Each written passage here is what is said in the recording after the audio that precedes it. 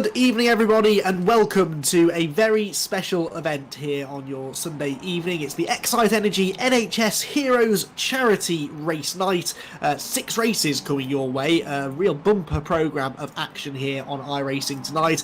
Across 2 different formulas of racing, there will be 3 races for the Mazda MX-5 cars and 3 TCR races, which have a really great drive lineup. A lot of professional touring car stars have taken time out of their evening to join us and help us put on a show. We want to entertain you all tonight and also encourage you to do what you can to help us raise some money for our NHS heroes. I'm sure you all agree have been doing a fabulous job over the last few months through the incredibly difficult times in which we are living to keep us all safe, to keep the country going, and we can't really thank them enough, but we can certainly do our best tonight to show our appreciation. We are encouraging you all to donate to this very worthy cause, and all of the donation information will be shown on your screens at home periodically throughout the night. If you can give at all, then that would be hugely appreciated.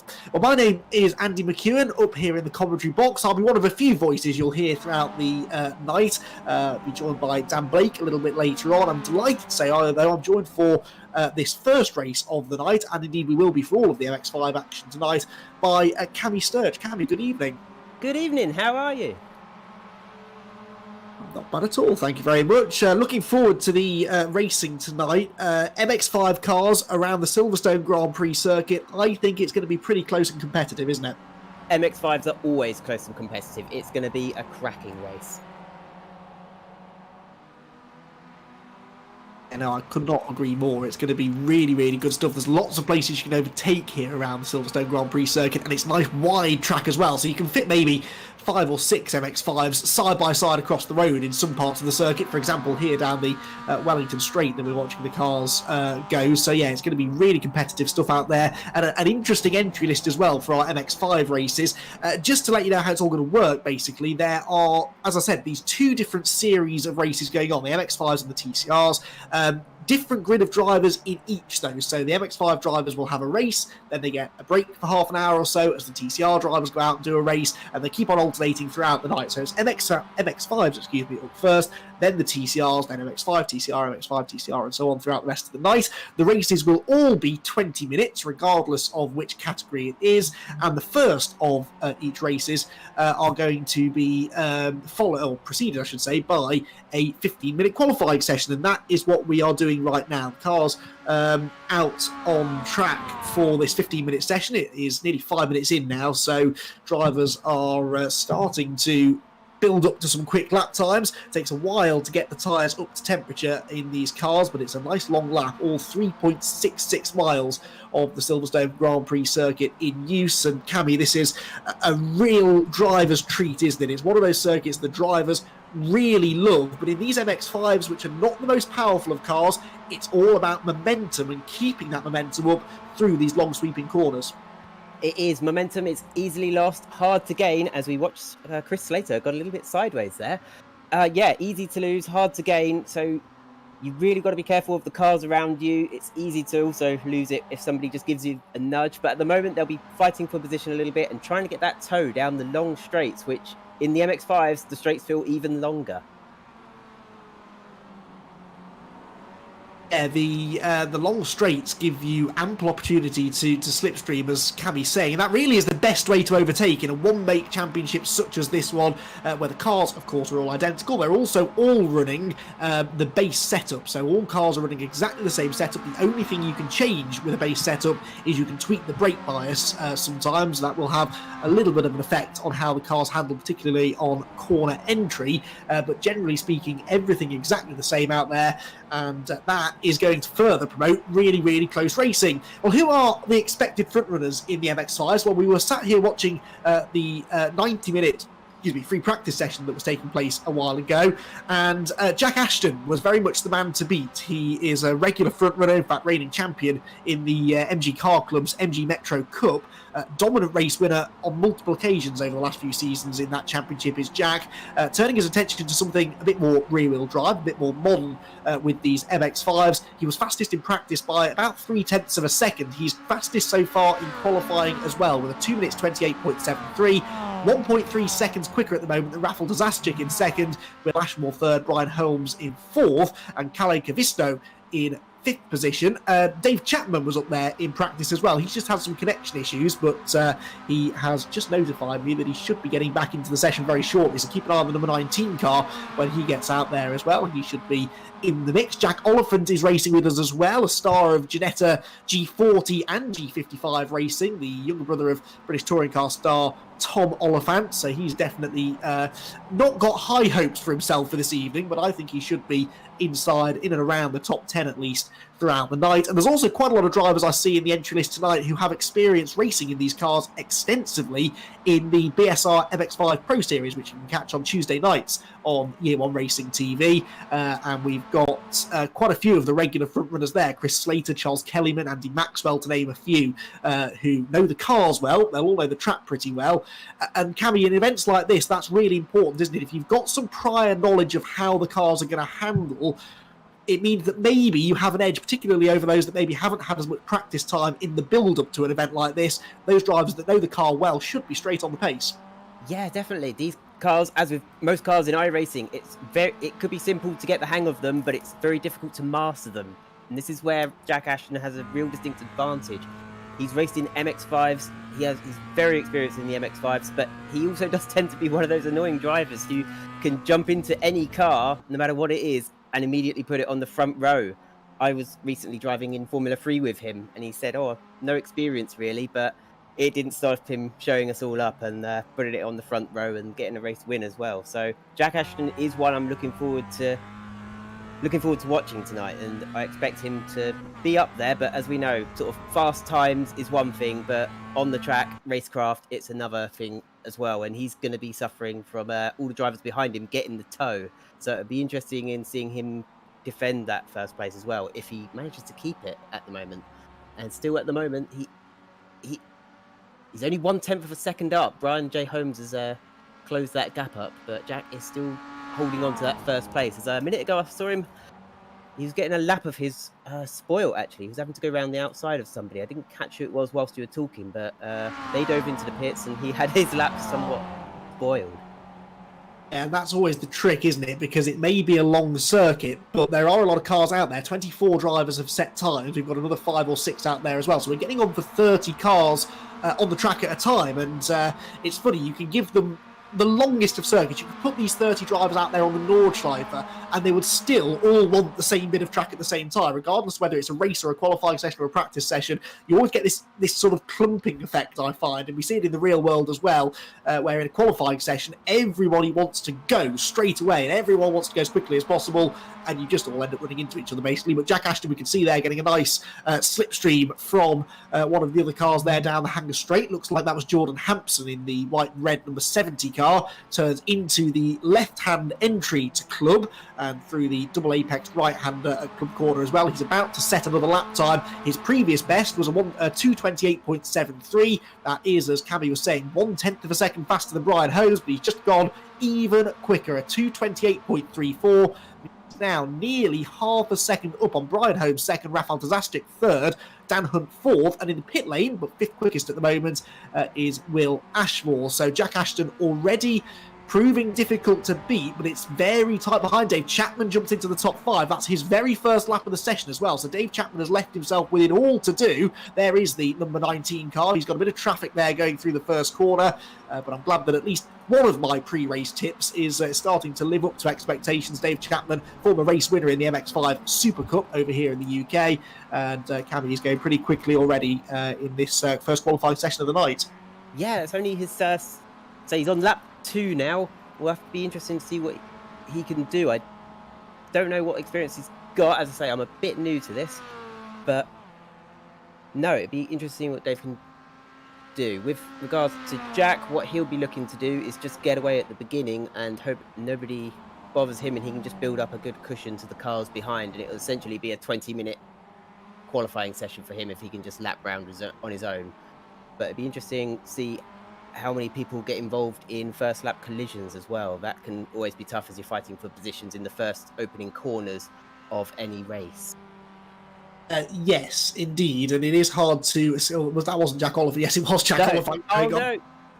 our colleague here at Year One Racing TV, Jack Oliphant, having a bit of a slide. He's down in 13th at the moment, so he won't be best pleased with how things are going. He was swearing at himself quite a lot during the practice session. He was chatting to us in our Discord group during practice earlier on and wasn't particularly happy with himself. And he won't be now either, I'm sure. But yeah, Cammy brings up an interesting point there. We're talking about Jack Ashton having this half a second nearly advantage in qualifying at the moment, but because of the nature of these cars on this track especially, you could be half a second quicker than anybody else, but if you can't break that toe, it counts for nothing, because the slipstream just down this hanger straight alone is probably worth about 3 or 4 tenths of a second. So if you've got cars behind you that are not as quick as you, but they can stay within slipstreaming range, they will be on your tail for the whole race, and that's got to be massively frustrating. If you know you've got the pace to go and win the race, Cammy, you just want to get on with it and pull away from everybody else, but in MX-5s, that very rarely happens. No, you really are. If you're in the lead in that situation, you really are hoping that there's a tangle behind you that you're not involved with and that the safety car doesn't come out. The last thing he'll want is the pack being bunched up again under safety car. Yes, indeed, because then you've got to do it all over again. Tim Darracott there having a spin coming through the S's. That was after Maggots and Beckett's through the sort of final right-hander at Chapel Curve. No real changes at the top of the times, by the way, at the moment. David Chapman had briefly fallen outside of the top 5. He's back into 4th place again now, though, albeit nearly, or just over, in fact, 3/4 of a second off pole position. Ben Williams also improved recently into 6th position. Jordan Hampson into 9th, and Michael Ellert, in fact, has just jumped into the top 10 as well. That dumps Jack Oliphant back down another place into 14th. We're following Andy Maxwell now, the number 17 car. Andy, one of my other tips to go quite quickly tonight, but he is, where is Maxwell? He's 12th quickest, just outside the top 10. But that's 2.3 seconds off the pace. Because this is such a long circuit, you can sometimes see a slightly bigger spread of lap times in a qualifying session like this, but they still have a little bit, well, actually, time is running out, then most drivers will now be on their final lap of the session.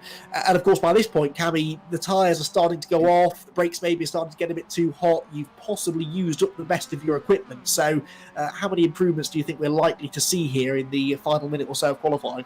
Well, I'm just looking at the timesheet at the moment, and Dave Chapman's got a couple purple sectors, so he might put it out the bag at the last second. He's, say, gone purple in Sector 1 and purple in Sector 5. So it's very possible he might dethrone Jack at the last second. Well, let's see then. He's heading down into Maggots and Beckett's, and Dave Chapman, a mate of mine, so I was thoroughly prepared to be winding him up tonight if he made any mistakes, but no mistakes as of yet. He's coming through that Maggots and Beckett sequence now, and this is absolutely inch perfect. Over the curb through the right-hander, up to the curb and just over the edge of it again through Chapel Corner, and now down the hanger straight. He's got a car in front of him, but I don't think it's quite close enough to give him that slipstream. Is this going to be good enough, though, for the pole position? That is the big, big question. He's already 4th fastest in the session as we speak, but as Cammy said, yeah, he's set a couple of purple sectors, which means that he's faster than anybody else in a couple of different sections of the racetrack. And as he heads down into the braking zone at Vale, Chapman only 2 corners away from seeing the checkered flag, which is out. The session is essentially over, but as long as you're on a lap and you started it before the checkered flag came out, you are entitled to come around and finish it. Through the second apex at Club Corner, comes towards the start-finish line, and Dave Chapman, can he improve on Jack Ashton's pole of a 2:28.34? The answer is... Oh, I think he got given... Yeah, the lap time hasn't updated, so I think, unfortunately, Dave Chapman's final lap of the session was deleted because of exceeding track limits. That's a shame, that, Cammy, because he was on a really good lap there, but track limits and Silverstone, unfortunately, rather go hand in hand, don't they? Yeah, it's one thing you're pushing the limits of the car, and also if you've made a loss somewhere, then you're sort of chasing to regain that loss, and it can get worse and worse. And as you're sort of sliding these cars around the corner and using maximum curbs all you can, it's very easy to just drift a little bit too far, and then you kiss your whole lap goodbye. It's very frustrating, but that is the nature of qualifying with iRacing. As Michael Ellett is just finished up, he's in 10th position. Quite interesting to see the range of iRatings and licenses we have. We've got Jordan Hampson in 9th position, only an iRating of 1100, but he is 3,000.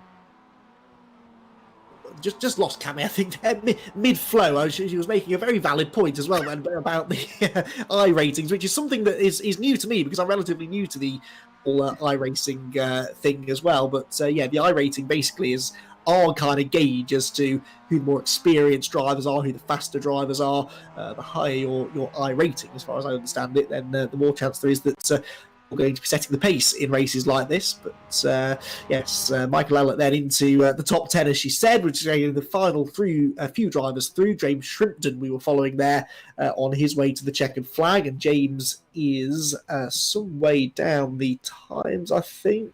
Or am I going blind? James Shrimpton is 21st, there we go. Yes, a bit further down than I was looking. Charles Kellyman there's pulled off at the side of the road as well. Charles Kellyman is in 17th position.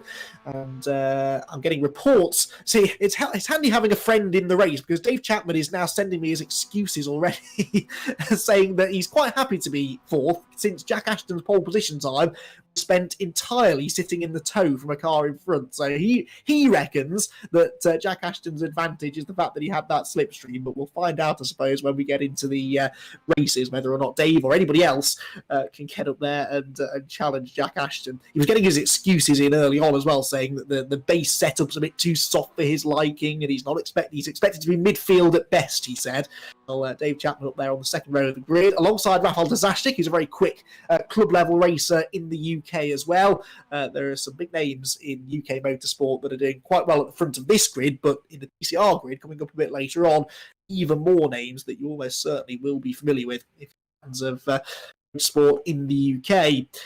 Right then, let's have a little recap of the grid, shall we? Because our first 20-minute race of the night is only a moment or two away. The cars begin to grid up now, and it's Jack Ashton who snatches the pole position, Brian Holmes alongside him, Rafał Daszczyk and David Chapman on row number 2, ahead of Dan Hunt and Ben Williams on the third row. The fourth row is shared by Will Ashmore and Kalle Kivisto, with Jordan Hampson and Michael Ellett to round out the top 10 on row 5. Row 6 for Kip Stevens and Chris Slater, with Andy Maxwell and Tim Darracott on the 7th row. Row 8 for Jack Oliphant and Matty Taylor, with Charles Kellyman, All Day, Andrew Jebson and Joe McMullen rounding out 20. Then it's James Shrimpton and Dave Cyrus, Liam Silverstone and Andre Zeller. Justin Dervish and Lewis Mayer make up the 13th row of the grid, ahead of Shane Pettingill, Gavin Baker and Richard Parker to round up the field. So interesting qualifying session there. Then I think we're in for a close set of races here. Who's your pick, Cammy? Who's caught your eye? Maybe I'm biased, but I'd like to put money on Jack Ashton. I haven't seen him put a wheel wrong in the races I've been following him. We were watching a moment ago Kip Stevens in the warm-up. He was just practicing his starts. See, he's down in 11th place, and so the start for him is going to be critical. He could make up some real places if he's nailed that start from the line. Yes, we'll keep an eye on the number 55 car. It's usually worth keeping an eye on Kip Stevens because you never quite know what he's going to do next, as we've found out through his racing in the SR MX5 Pro Series, amongst other things. So Kip Stevens starting 11th on the grid. I mean, really going out on a limb there, picking the dominant pole sitter as the potential race winner. But as we've kind of been teeing up over the course of that qualifying session, pole position in an MX5 race here at Silverstone only gets you so far. You've got to try and nail the start, get through the first sequence of corners without any trouble, and then the really difficult bit is breaking the tow, breaking the slipstream, getting everyone else out of that tow behind you and letting them all squabble over the lower podium places. That's something Jack Ashton's very good at doing in the real world. Let's see whether or not he can do it here in our first race of the night for the Xite Energy NHS Heroes charity races. The red lights are on, and we're about to race for 20 minutes around the majestic Silverstone Grand Prix circuit. Ashton and Brian Holmes sharing the front row. The red lights go out, away they go. Good start made. There's contact further back already. I'm afraid that looks like Will Ashmore possibly getting into the back of somebody, but at the front is Ashton leading the way, and Rafał Daszczyk tries to go to the inside. 4 cars into one into the first corner. Dave Chapman's into the back of Brian Holmes through Abbey Corner and settles back in behind him. Ashton gets the start he needed, but Rafał Daszczyk already on his case as they drop onto the brakes into the first of the big overtaking opportunities on the circuit, the right-hander at Village. Then they turn sharp left through the loop and accelerate away through Aintree and down the Wellington Straight. Everyone cleanly through so far by the looks of it, Cammy. That was a good start by Ashton, but if anything, an even better one for Rafał Daszczyk in second. Was, but the guy who got my eye, it was number 4. Kellyman seemed to get a disastrous start. The whole field started moving and his car was just standing still. So I've no idea what happened there. The cars behind him had to veer to get around him. I'm just trying to work out where, I think he's dropped 4 positions from his 14th place on the grid. He's down in 15th now, so absolutely disastrous. Not sure what happened there, whether it was an internet issue or he just took his eyes off the lights there. But no, everyone's got around well. It seems like we've not had any spinners as far as I can tell. And Jack Ashton's managed to hold on and he's leading the pack. Yeah, indeed. Some big losers. Will Ashmore, I think, was the one that ran into Kellyman, which is why he's dropped down into 14th place now. Gavin Baker, though, further back, has gained 10 places. He's into 18th, but James Shrimpton's gained 8 into 13th. So there are quite a few big movers a bit further down the pack. We're getting reports Jack Oliphant may have gone grass tracking at some point as well. Race leaders are already at Maggots and Beckett's for the first time, and Jack Ashton is really pushing hard here to try and get away from the equally sideways Rafał Dazaszczyk in second position. And this is why, because they want to get onto this long run down the Hanger Straight in a good position to benefit from the tow. There is a small gap between the top 2. Then second, third, fourth, fifth and sixth all weaving around. Here comes Brian Holmes up the inside of Dazaszczyk for second place into Stowe Corner, with Dave Chapman lurking in their mirrors in 4th place as well. Holmes looks like he's going to go through. He leans on Dazaszczyk through the right-hander. They both try and give each other enough room, but Chapman and indeed Dan Hunt could benefit from this behind them. Chapman has a little look up the inside into the left-hander at Club. The door will be closed in his face though, and Brian Holmes goes from 3rd to 2nd, back to 3rd again. This is exactly the kind of battling, isn't it, Cammy, that could allow Jack Ashton to escape. Actually, to my surprise, he isn't really going anywhere just yet. He's not making headways yet. We've got a slowdown penalty for Raphael somewhere, but yep, the cars behind Ashton are tangling a little bit, and he is starting to build a slight cushion of a gap. This is exactly what he needs. He just needs them to fight it out amongst themselves, as Chapman thought he was going to make a move there for second place, but it is still the Xite cars who are leading the pack. So they could be running away here with a 1-2. As Chapman, I thought he was getting a little push there from Daniel Hunt behind him, but they're managing to keep it clean. Yeah, what they'll be looking for is not to damage the front of their cars, because on Silverstone that could very badly affect their top end speed, and it will put them at a distinct disadvantage. Yeah, indeed. And one thing that definitely does affect your top speed is having to slow down as a result of exceeding track limits. That's what happened to Rafał Dazaszczyk. So the man that was second coming through Club Corner was given a slow down penalty, which is iRacing's sort of track limits penalty system. It's an immediate thing. So if you're deemed to exceed the track limits, you have to immediately slow down and give back the time you gained, and then some more on top of that as well. So Dazaszczyk was second. He's dropped all the way down to 9th place. He's in this little group of cars with people like Tim Darracott, Calic Visto, Chris Slater, Andy Maxwell as well. We're following Andy Maxwell, in fact, in the number 17 car just at the tail end of this group.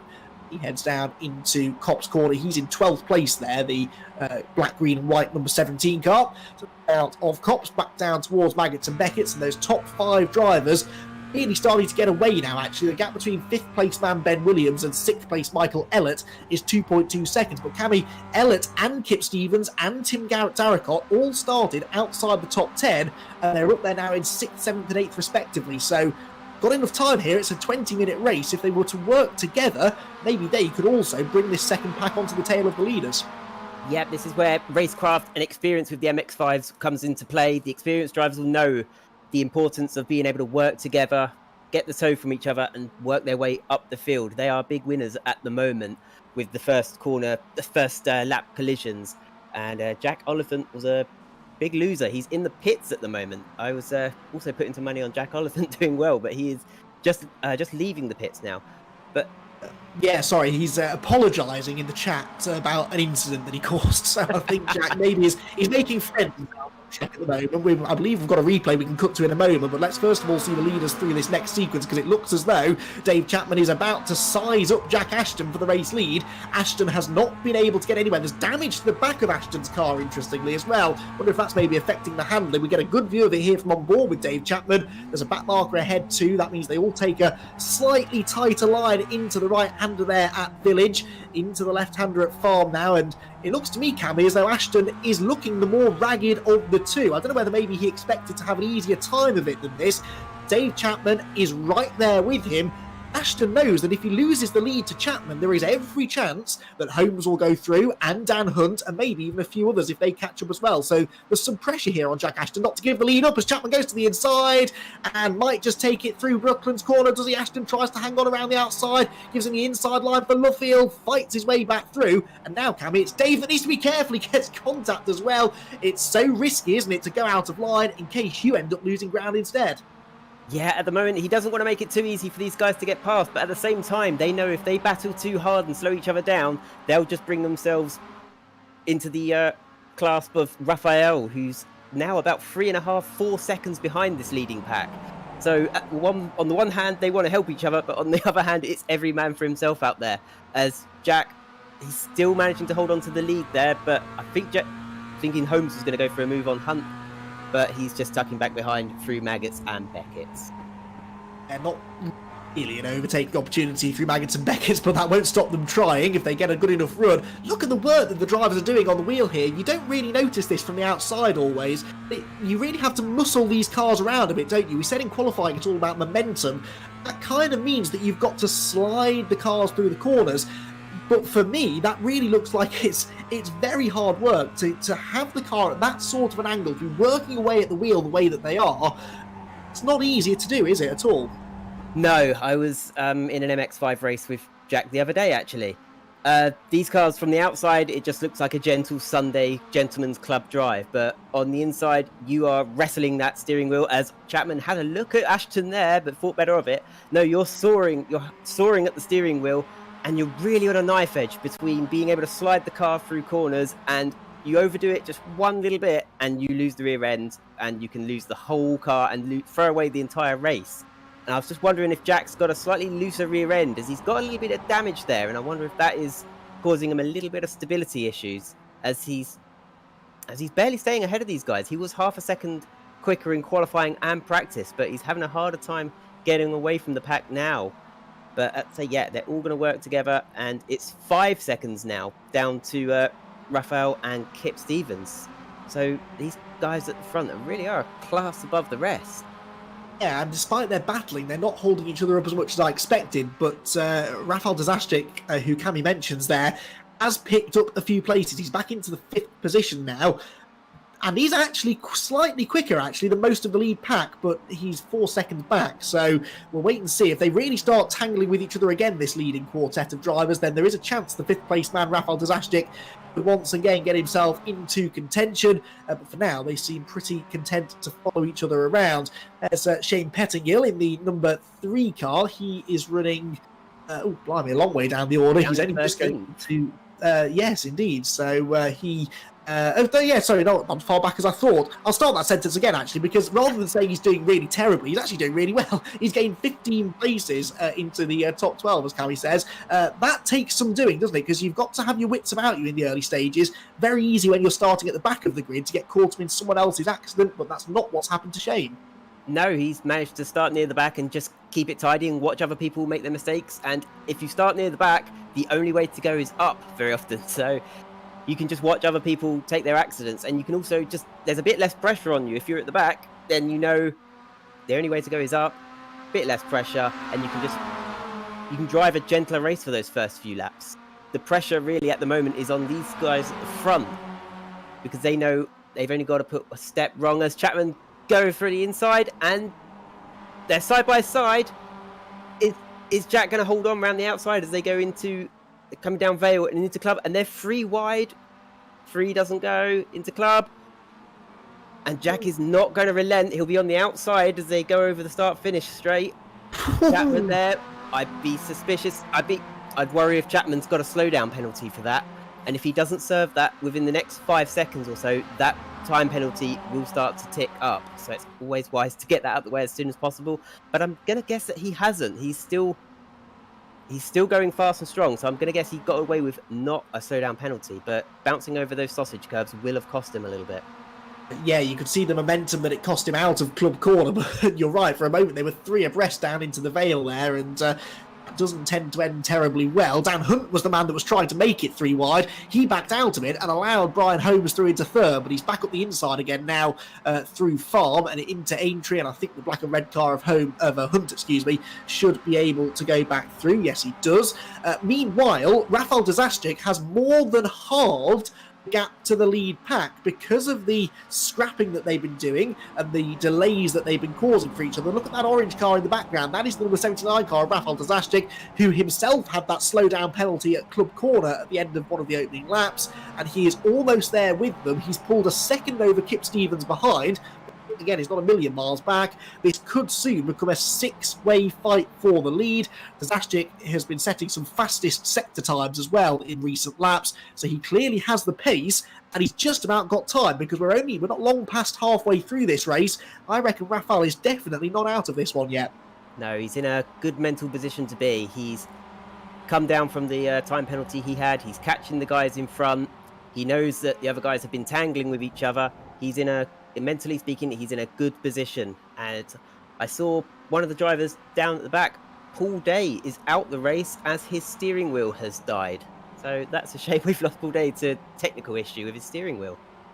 Yes, even in virtual racing, unfortunately, technical issues can take you out. And I've heard some very interesting reasons for drivers being taken out of races in the last few weeks since my involvement with in racing, and that one is definitely one that I've heard before. Back with Chapman, now he lost all of that time about a lap ago. He had that go at getting the lead away from Ashton at Stowe Corner, the corner they've just gone through. It didn't work, it ended up nearly costing him second place, but he's right back with him again now, right back with the leader as they hit the brakes into the Vale. That tells me that he's definitely got the pace. I know the slipstream plays a part in that, Cammy, but he's been able to latch right back onto the bumper of Jack Ashton.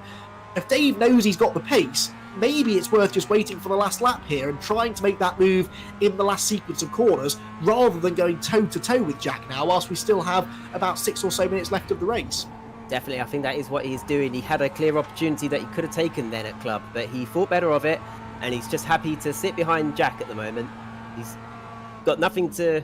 There's no point risking it at the moment. He's got 5 minutes left, which equates to about 2, maybe 3 laps of the Silverstone circuit in the MX-5. So what's best for him is to let Jack feel the pressure, hope Jack makes a mistake, but if not, he'll be looking to make a lunge on the last lap where Jack has no time to respond. And Rafał has come right back into this pack. As you were saying, he's right back with Holmes. Fastest lap last time as well for Rafał Dazaszczyk at 2 minutes 28.36. That was over a second quicker than the race leader, Jack Ashton, which is not an easy thing to do. So another fastest lap last time around for Rafał, who is in the 5th position. He's in touch almost now with the race leaders, heading through Woodcote Corner, and he, I think, is going to definitely have a chance here. This is the thing, though, isn't it? The drivers, we're talking about people like Dave Chapman, for example, trying to work out a plan in his head as to what he's going to do to win the race. But all of this plan comes to nothing when someone like Rafał arrives on their tail, because he definitely is not going to want to hang around. Once he catches them properly, he will want to get a move on pretty quickly to get into lead position. We're about to go down the Hanger Straight then for the 6th time of asking, and it is now very much a 5-way fight for the lead. Jack Ashton, Dave Chapman, Dan Hunt, Brian Holmes and Rafał Dazaszczyk. Before this really intensifies in the final couple of minutes, let's have a quick mid-race interview, shall we, with someone that we respect, we're hoping not to hear from for a little while. Oh, hang on, we're going to get a lead change. Of course we are, just as I was about to tee up our interview. Let's get this out of the way first. Then Dave Chapman up the inside into Stowe Corner. He's clearly decided now is the time to go, because Rafał Dazaszczyk had just taken 4th place away from Brian Holmes as well. Chapman gets the lead as they head down into the Vale and hang on into the next braking zone as well. Right, let's try and tee up that interview again, shall we then? Because joining us in the commentary box is Jack Oliphant. Jack, with respect, this isn't where you're supposed to be. You're supposed to be out on the track. Your first race of the night hasn't entirely gone to plan, has it? Well, I think 26 minutes of damage is probably bad on any race, let alone one that only lasts 20 minutes. Unfortunately, it's ended early for me, but I'm now planning on jumping on to watch your stream and enjoy the rest of the racing, and I'll be back on for the second race. Oh, go on then. How did you end up with 26 minutes worth of damage repairs? Well, the first lap, did well, 15th to 12th or something, and then on cold tyres I span around what I believe is Brooklands or Luffield. Can't remember which one the left. That caused me to go into the pits because I hit a few other people, which wasn't it wasn't my fault. And after that, I just got caught up in an incident coming down. I think it's the Bentley Straight, and it blew my engine up. It flipped a number of cars, and unfortunately, I just got tangled in it. I was trying to be a good back marker and get out of the way, but it unfortunately didn't happen. So, yeah, unfortunate for me. But as I said, I'll be back in the second race. Yes, and in the meantime, a few messages of apologies to be made. I think you might be off a couple of people's Christmas card list, but hey, you're not here to make friends, are you? I suppose there's always the next race. I did try and apologise on the chat, so I'm sure I'll get a few unhappy messages back. But yeah, it was my fault, especially the first one. Oh, well, better luck for the next one. The good news, Jack, is that we've got reversed grids, and even if you're a non-finisher, you can still be involved in the reverse grid. So who knows? You could be on pole for race 2. Oh, that'd be a disaster. No, I'm kidding. I'm looking forward to it. Rubbing my hands with glee at the thought. Right, thanks very much, Jack. We'll leave you to enjoy the rest of the race because it is all really starting to hot up now. Jack Ashton wants the lead back away from David Chapman, who does not want to give it to him. Now, Cammy, we kind of pondered the fact that maybe David would wait until the last lap, decided to go early, but even he can't pull the pin and escape now. Was that the right call, do you think, or should he have stayed behind Jack Ashton until the end? That's an interesting one. I think he should have held it to the last lap.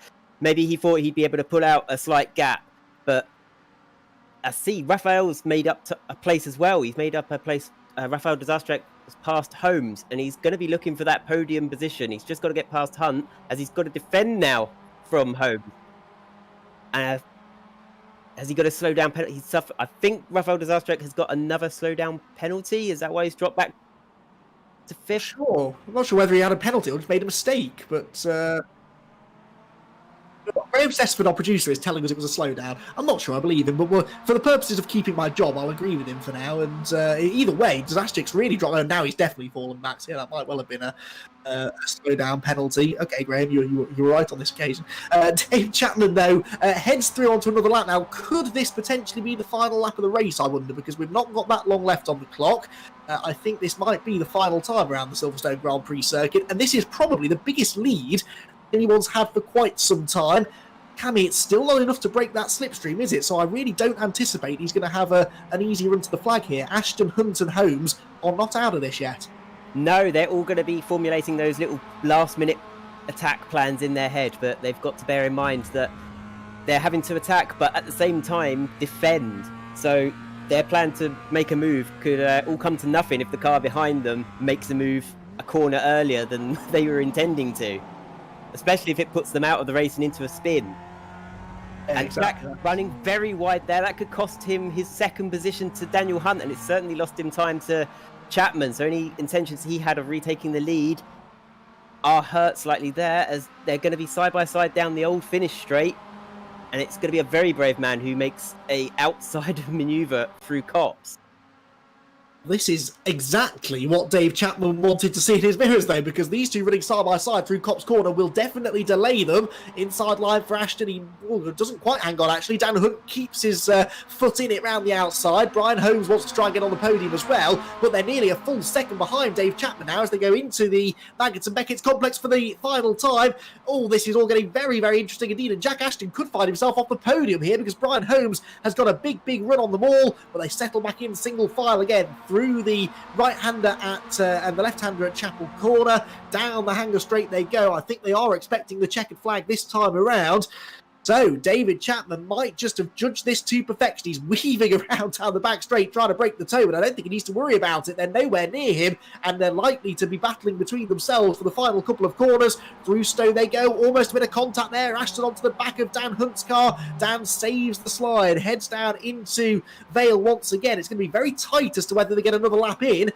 The time is ticking down. Will it be the last lap board or will it be the checkered flag? Dave Chapman hammers the curb there through Vale. Through Club they go for the final time, possibly, but they might actually squeeze one more lap in. That's not really what Dave Chapman wants. They're going to go through. The checkered flag is not yet waving, so they're going to get one more lap in. It was very, very tight indeed, but now Dave Chapman has to try and hang on. He's got a 7/10 of a second cushion going on to the final lap, and surely, Cammy, if Dan Hunt, Jack Ashton and Brian Holmes have any sense, they will calm their battle down for at least... I think we've got a spin. Oh, they haven't. There's a spin. Hunt lost it. Dan Hunt. Oh, I don't believe it.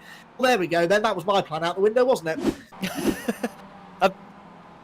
I think there was a bit of contact between himself and Jack Ashton. I wonder if we can get a replay. Jack Ashton just gently nudged the back of Hunt, which took away all stability from the back of Hunt's rear wheels. And these cars' rear-wheel drive, it's just put him into a gentle spin, which he could not recover from. Heaven for Dave Chapman, it just means he can build a bigger gap. Yeah, it's 1 second now as they go through Brooklands, but it was coming down actually down the back straight. But of course, now Brian Holmes is attacking Jack Ashton because he sees a chance to get second place, and Rafał Daszczyk's almost back with them again after his second slowdown penalty that he's had to serve. So on what we now know to be the final lap, Dave Chapman about half a lap away or so from taking the first victory of the night. There are no points on offer tonight. It's just for fun, just for pride, I suppose, really. But Dave Chapman, someone who has raced in Mazda MX-5 racing to a pretty high level in the UK. In fact, as high as you can go with MX-5 racing in the UK. He was a race winner on several occasions in the MX-5 Super Cup, going up against people like Tom Roach and Abby Eaton, who eventually went on to win the championship that year. And Dave's been out of racing full-time for a while recently. Certainly hasn't been in an MX-5 for a long time. And I know he's been itching to give it another go. The gap, though, is coming down. Jack Ashton has halved it already. Look at the way that Jack Ashton is taking time out of David Chapman. There are only about 3 corners to go, but they are all good overtaking opportunities. And this time around, Chapman really will have to defend down the Hangar Straight. He weaves one way, weaves back the other. The battle is on for third as well between Brian Holmes and Rafał Daszczyk. But it is either going to be David Chapman or Jack Ashton that take the opening victory of the night, and it's likely to go right down to the end. Chapman runs a bit wide through Stowe Corner, tries to hook up the late apex, which he just about manages, but I'm pretty sure that Jack Ashton is going to have a go here on the brakes into Vale Corner. Chapman goes to the inside to defend, Ashton goes to the outside. They're both super late on the brakes. Chapman gets to the corner first, runs out wide, that compromises in line into Club Corner, and Jack Ashton will try and go right around the outside. He might just do it, you know. Jack Ashton snatches the lead away at the final corner. What a move, what a finish, what a win for Jack Ashton. David Chapman ends up coming up short by just 12/100ths of a second. Brian Holmes gets third place. He fends off Rafał Daszczyk for the final podium place. That was fantastic. I'd written Jack Ashton off at the start of that final lap. No idea how he got there, but Cammy, once he did catch David Chapman, he was settling for nothing less than the race victory. Brilliant stuff. Wow, as they say, the cars aren't real, but the racing certainly is. As we look again at Jack's momentous, like, round the outside of Cobb, so he's sort of in and out, amazing overtake. I've not seen anything like that from Jack in MX-5s. That was real racecraft there. As they say, yeah, the cars aren't real, but I've not seen racing this exciting for a long time. It's great to see. And when you said about my safe bet of Jack, yeah, first place, outside bet, yeah, I think we'd all written him off when he was down to third, hadn't we? And when he had that collision with Daniel Hunt, who I imagine may be feeling a little bit bitter. I know it's just a charity event, but in the heat of the moment, you're taking this racing so seriously, and it doesn't matter if there's points on offer or even a monetary prize. You take it so seriously. So it'd be interesting to hear his feelings after this. Yes, indeed. But Jack Ashton does come home a winner. Then David Chapman second, Brian Holmes third. We'll give you the full rundown of the results in a moment or two. But first of all, we have our first reversed grid of the night. So basically, after each of the races, the random spinning wheel will be spun randomly by Graham Sessford, our producer, who will decide, or the wheel will decide, I should say, how many positions will be reversed to form the grid for the next race. So Graham has the wheel in hand, and he's giving it a good spin as we speak. And the number that comes out is 15. So that means that Charles Kellyman has the pole position for the next race, and Jack Ashton, the winner, has to start down in 15th position. So Charles Kellyman and Dave Cyrus will have the front row to themselves, but that will be in the second of the MX-5 races. Coming up a bit later, we're going to alternate between MX-5s and TCRs. So it's a TCR race coming up next, qualifying, and then their first race. The next MX-5 race due to start at about 7:10. But don't go anywhere because lots more racing still on its way. Right, let's remind ourselves then of the result from a thrilling opening race of the night. Jack Ashton snatches the win at the very final corner. David Chapman, who said his tyres had gone off by the end, he's in second place. Brian Holmes third, Rafael Tazashtik fourth, and Kip Stevens up 6 positions to take 5th place at the flag. 6th position for Dan Hunt, he'll be disappointed with that. Chris Slater, though, will be happy with 7th from 12th place on the grid.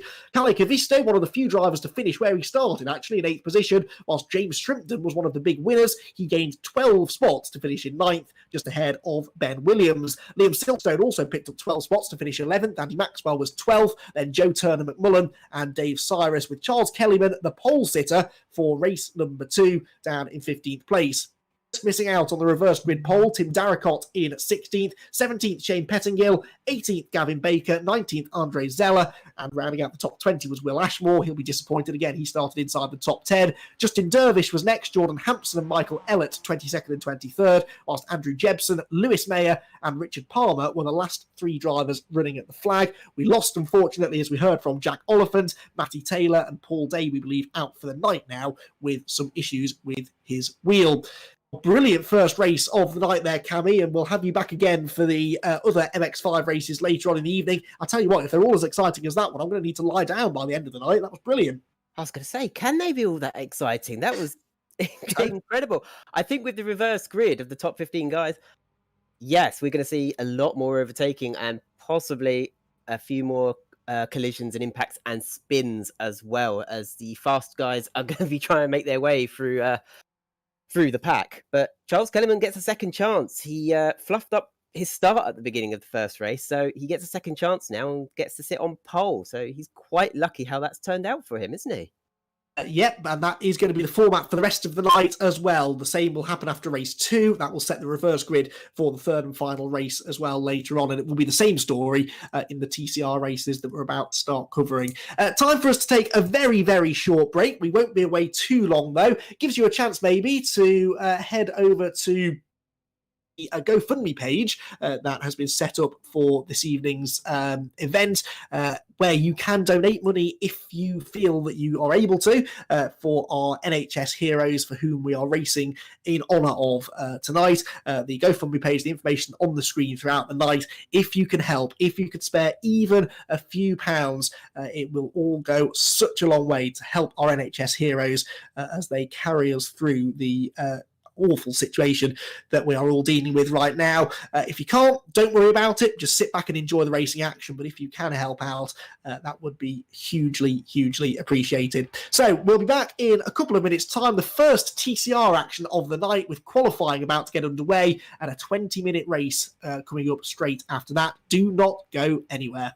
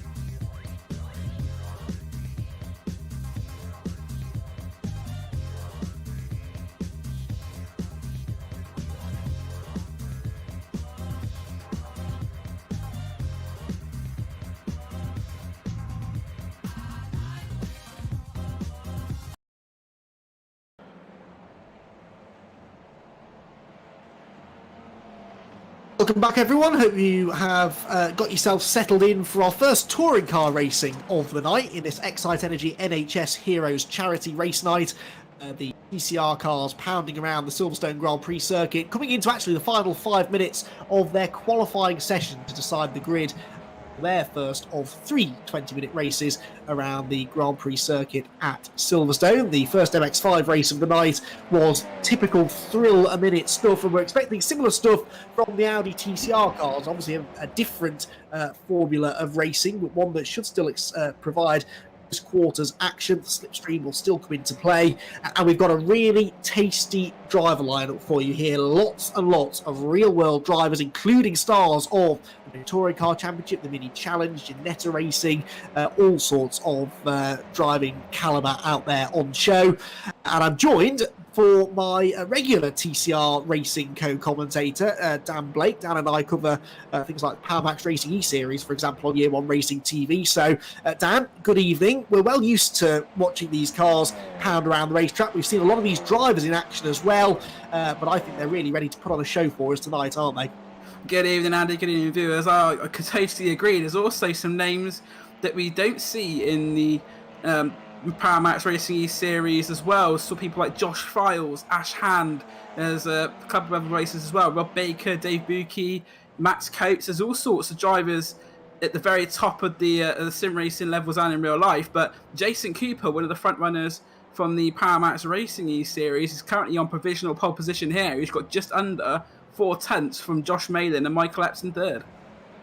Yeah, and they're just some of the names that you will recognise. We've also got people like Dave Newsham, Josh Files, hey, star of TCR Europe over recent seasons. He's in the top 10 there. He is in the number 99 car. Carl Swift, racer in TCR UK. Callum Newsham, son of Dave. They're both racing tonight in the same field. James Gornall, who will make his British Touring Car Championship debut in 2020, a former champion of the British GT Championship and indeed in Mini Challenge last year.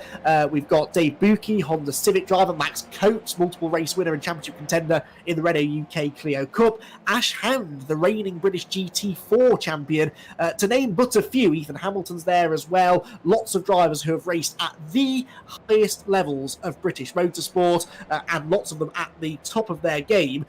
I've seen some of these drivers down racing in other championships, and I mentioned the Power Max series a little bit earlier on. To say though that they're not always the pace setters in championships like this, but tonight they seem to be on the pace. They're amongst drivers that are of a similar kind of racing experience as they are, so it's going to be nice to see them up at the sharp end of the field and fighting for race wins where they will feel they belong.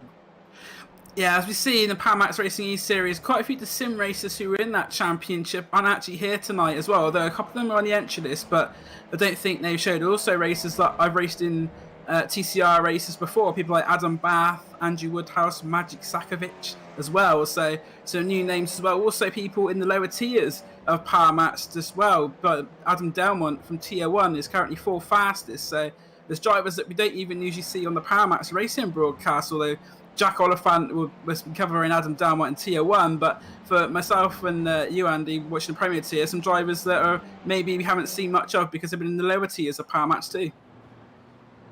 Yeah, absolutely, and it really shows the talent that series, and indeed iRacing in general, has to offer. We are into the final couple of minutes of qualifying, as I mentioned. In fact, just over 60 seconds left on the clock. Jason Cooper quickest on a 2:14.10, so they're about 15 seconds a lap quicker than the MX-5s, not a huge amount. There's 9/100ths clear of Josh Malin, who's been one of the stars, actually, in the pro category of the PMRE series we've been talking about. Mike Epps, likewise, he's 3rd quickest, always entertaining to watch. Adam Delmont is 4th, Lewis Bibby 5th, then Fraser Lewis Smith, Rob Baker, another Civic Cup star, Spencer McCarthy, Magic Sakovic, and Josh Files rounding out the top 10. So it is very much a star-studded entry list for these TCR races, of which there will be 3. The first one is the only one that has a qualifying section there, because exactly the same as the MX5 races we're going to enjoy tonight, the field qualifies to form the grid for race 1, but then races 2 and 3 will be reversed grids, basically, so a number picked at random by Graham Sessford, our producer, which will deem who gets reversed and who starts where for the subsequent races. on good laps at the moment. Lots of personal best lap times coming in, particularly for drivers a bit further down the order. But Jason Cooper proving difficult at the moment to beat. He is still on provisional pole as the checkered flag now comes out.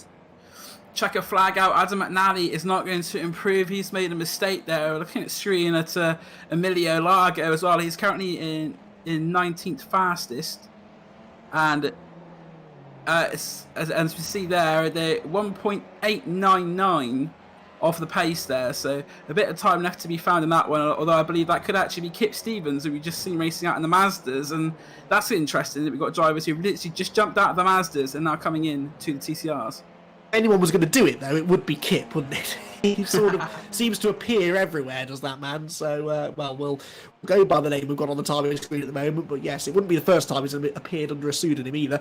Checkered flag out there, as we said. Still a few drivers on quick laps, but Cooper, the pole sitter, provisionally has pitted. Josh Malin and Mike Epps are both out there, though, and they both improved on their previous laps. So they're both trying to snatch that pole position away if they can. But no real significant changes within the top 10. Dave Newsham is 11th. Carl Swift is in 12th position. Newsham down in 15th. He's been racing in the mini challenge alongside people like James Gordon. Martin Higginson here is on our screen now, and Higginson is down 29th place, so he's one of the slower drivers in the session. 32 drivers though out on track, and that's why this is becoming an issue. Traffic, finding clean air even in the closing stages of the session, not proving to be easy. No, and we see this in the Power Match series and other touring car series where it's just about finding that bit of time. And Ash Hand currently in 27th place. That's his qualifying time over. He's not going to get another lap in, so that'd be one to watch. Ash Hand, the British GT4 champion, going through the field, only starting 27th. So I think you probably would expect it to be a little bit higher than that. Yes, you're telling me, although this is a little different maybe to the Aston Martin GT4 car, which he's been pretty familiar with of late. But of course, Ash was also a star of the Renault Clio Cup a few years ago, very nearly claimed the championship in 2015. But for a bit of bad luck at the final round, he may just have done so. So he knows his front-wheel drive cars. So does Callum Newsham, with a dad who is a race winner in the British Touring Car Championship. You'd expect Callum to be pacey, and indeed he is. He's been getting better and better in the mini challenge in recent years as well. But he will have to settle for 15th on the grid. So most drivers have now made their way back to the pit lane. The session pretty much over. So let's have a look then at how the grid will line up for our first 20-minute TCR race of the night. It will be on your screen in a moment or two, I believe. Jason Cooper, definitely the man who has the pole position. And I think you can now see the grid, hopefully on your screen. So it's Josh Cooper and Josh Malin that share the front row of the grid, just 9/100ths of a second between them. And we're just waiting for the time to officially tick down, another 15 seconds or so before we can make the result official, basically. In the meantime, we get a great overhead view of the fantastic Silverstone Grand Prix circuit complex, and you get a sense of the scale of the place from above. Fantastic place to go racing, really does generate lots of overtaking, lots of places to run wheel to wheel with each other. And now we can have a look at the grid for race number 1 for the TCRs tonight. It's Jason Cooper and Josh Malin on row 1, Mike Epps and Adam Delmont on the second row, then Lewis Bibby and Fraser Lewis Smith on row 3, Rob Baker and Spencer McCarthy on the 4th row, and Magic Sakovic has Josh Files for company on the 5th row of the grid. Row 6 is where we find Dave Newsham and Lee Deemer, Carl Swift and Adam Bather on the 7th row, ahead of Callum Newsham and Scott Malcolm, James Gornall and Adam McNally, with Emilio Largo and Dave Bucchi rounding out the top 20. Then it's Max Coates, who would love to be up a bit further than 21st on the grid. He's got Carl Hardy alongside him on the 11th row. Row 12 for David Ayres and Simon Whitton. Then it's Chris Young and Ralph Cullinan, with Ash Hand one to watch from the back, 27th on the grid. Morton alongside on the 14th row, whilst rounding up the top 30 are Martin Higginson and Ollie Wayne, Ethan Hamilton and Alan Toon make up the back row of the grid. So I asked Cammy Sturge ahead of race number 1 who she thought would win our first Mazda race, and she picked the winner correctly. And the challenge is now yours. Who do you think is going to take home the spoils in race 1 for the TCRs? Oh, you put the pressure on me now. I'm going to go with Michael Epps, I think. Yeah, Mike Epps as well. Be interesting to see how Roger Morton gets on as well. If he doesn't too well, I think his wife will want me getting into the hot seat. We saw her racing earlier in the day and getting a nice finish in her race as well. So good to see that Roger Morton out in this one too. And lots more people getting the iRacing bug, aren't they, as they see their other halves racing in various competitions, and they want to give it a go as well. So Dan then being a little bit more risky with his choice of winner than Cammy was, who picked the pole starter from the previous race. But Mike Epps starting third on the grid. He'll definitely be on to watch, a star of things like the VW Racing Cup before he made his move into the BTCC a couple of years ago. Like itching to back out there on track again this year. Let's then go on. Jason Cooper and Josh Malin, your front row starters, as 20 minutes of TCR action gets underway now from the Silverstone Grand Prix circuit. Good start made from pole position by Jason Cooper. Good start made as well for the inside of row number 2 there by Adam Delmont, who pulls up alongside Mike Epps as they run in toward the first corner. Abbey, and he will go through. So Cooper with the lead, Malin second, Delmont and Epps side by side for third. In fact, no, Epps has held on around the outside, but Delmont is trying to fight back again into the inside line at Village. Now, this is where sometimes contact can be made. There are lots of late lunges being made on the brakes there. The number 88 car of Magic Sakovic goes around the outside, the Dread livery machine, but they're just about staying away from each other at the moment. There's a fair bit of shuffling going on in the midfield. No contact for the time being, though, as Jason Cooper and Josh Malin try to escape the busy pack behind them. And as the cars come down the Wellington Straight for the first time, side by side between Fraser Smith and Adam Delmont as well in a battle for 4th place. Delmont just about to hang on there from Fraser Smith, and just behind them as well we've got McCarthy and Lewis Bibby. So fast drivers really all across the top 10 as we're going through Luffield for the first time. Smith not able to get past Delmont, but the top 2 starting to slightly pull away at 6/10. But as we saw in the MX-5s earlier, the slipstream will be quite key here in the TCRs, and I don't think they'll be getting away anytime soon. No, absolutely. We're on board with Josh Files now. Then he has lost a position. He's down to 11th place. Dave Newsham is the one that overtook him, actually. Dave also got past Rob Baker. So Dave Newsham started 11th. He's up into 9th place now as Josh Files tries to fight back here. Looks to the inside of Rob Baker into Maggots. That's not a place to overtake. Far better, I think, to wait until you're out of this sequence of corners, get the slipstream down the Hanger Straight and have a go on the brakes maybe into Stowe Corner. How significant do you think the slipstream will be in these cars? We've seen them racing at places like the Silverstone National Circuit in the past. And is that Malin slowing down? It is. Josh Malin's had a slowdown penalty through Maggots and Beckett's. He won't benefit from the slipstream anytime soon. He pulls out of line. There's another driver further back as well, which is, I think, Magic Sakovic, who has also had a slowdown penalty. So they're both going to drop outside of the top 10. And there's contact just behind Malin. And that was James Gordon, I think, getting into the side of Adam Bath. And Adam Bath goes spinning off to the side of the road. And he will lose even more ground now. So interesting first lap there. A few drivers slipping out of contention early on, particularly Malin. That could be big for the rest of the race because he was likely to be one of Jason Cooper's nearest rivals. Big blow for Josh Malin, and on iRacing, those lap 1 slowdowns really are the ones that cost you, because what it figures it out usually is your average lap time for the circuit. So if you do it on your second or third lap, the slowdown may only be a few tenths, whilst doing it on the first lap when you don't have a time for it to compare, you can see 3-4 second slowdowns like we saw there for Josh Malin. It probably seemed an eternity for him, and it's dropped him all the way from second place down into 10th, and some fantastic battles there, including Rob Baker and Josh Fowles as they go through the leap towards Aintree.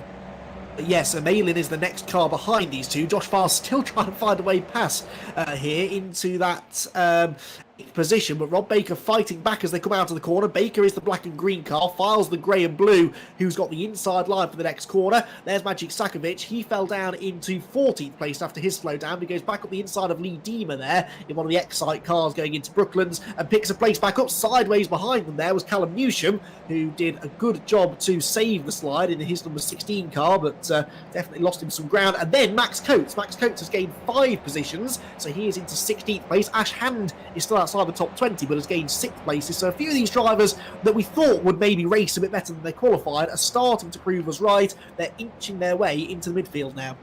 One who has lost a bit of time is Carl Swift, the TCR UK driver, down 7 places into 20th, one of the biggest losers so far, along with Josh Malin, who we still had the first lap incident. But as they go now through towards Chapel and the Hanger Straight for the second time, Mike Epps under a lot of pressure here from Adam Delmont and Fraser Smith, and it's Delmont who's right on the boot lid of Michael Epps' car, and he's going to poke out here to the right hand side to go down the Hanger Straight to give him the inside line for Stowe. But what this has allowed is Jason Cooper to pull away from them as Delmont breaks later on the inside towards Stowe. The car very squirrely. You see Delmont has to put a lot of input in there, but it's enough to take second place on the entry into Stowe.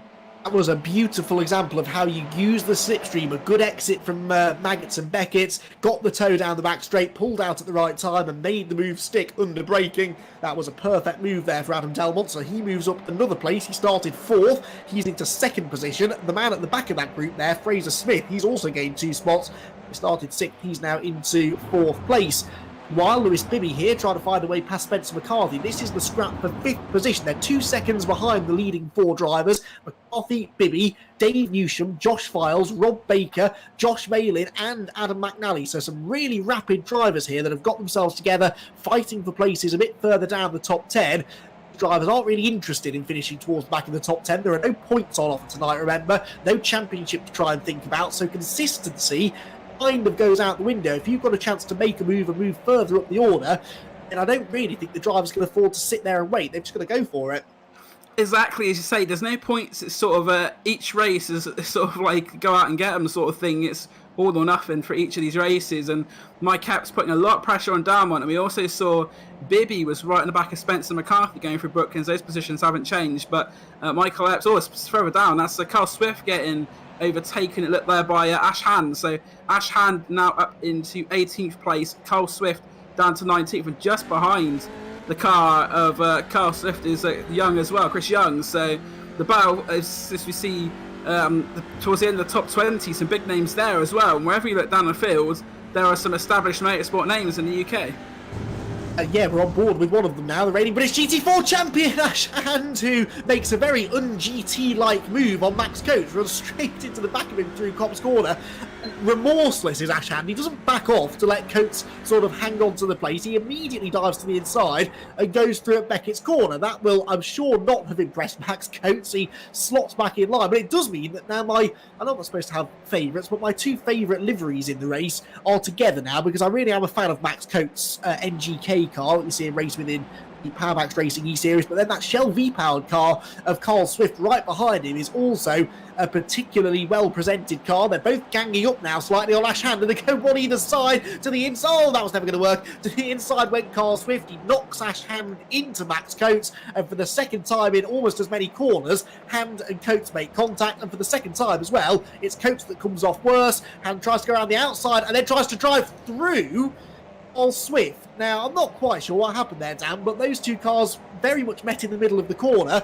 And finally, as far as Max Coates is concerned, Ash Hand gets his comeuppance.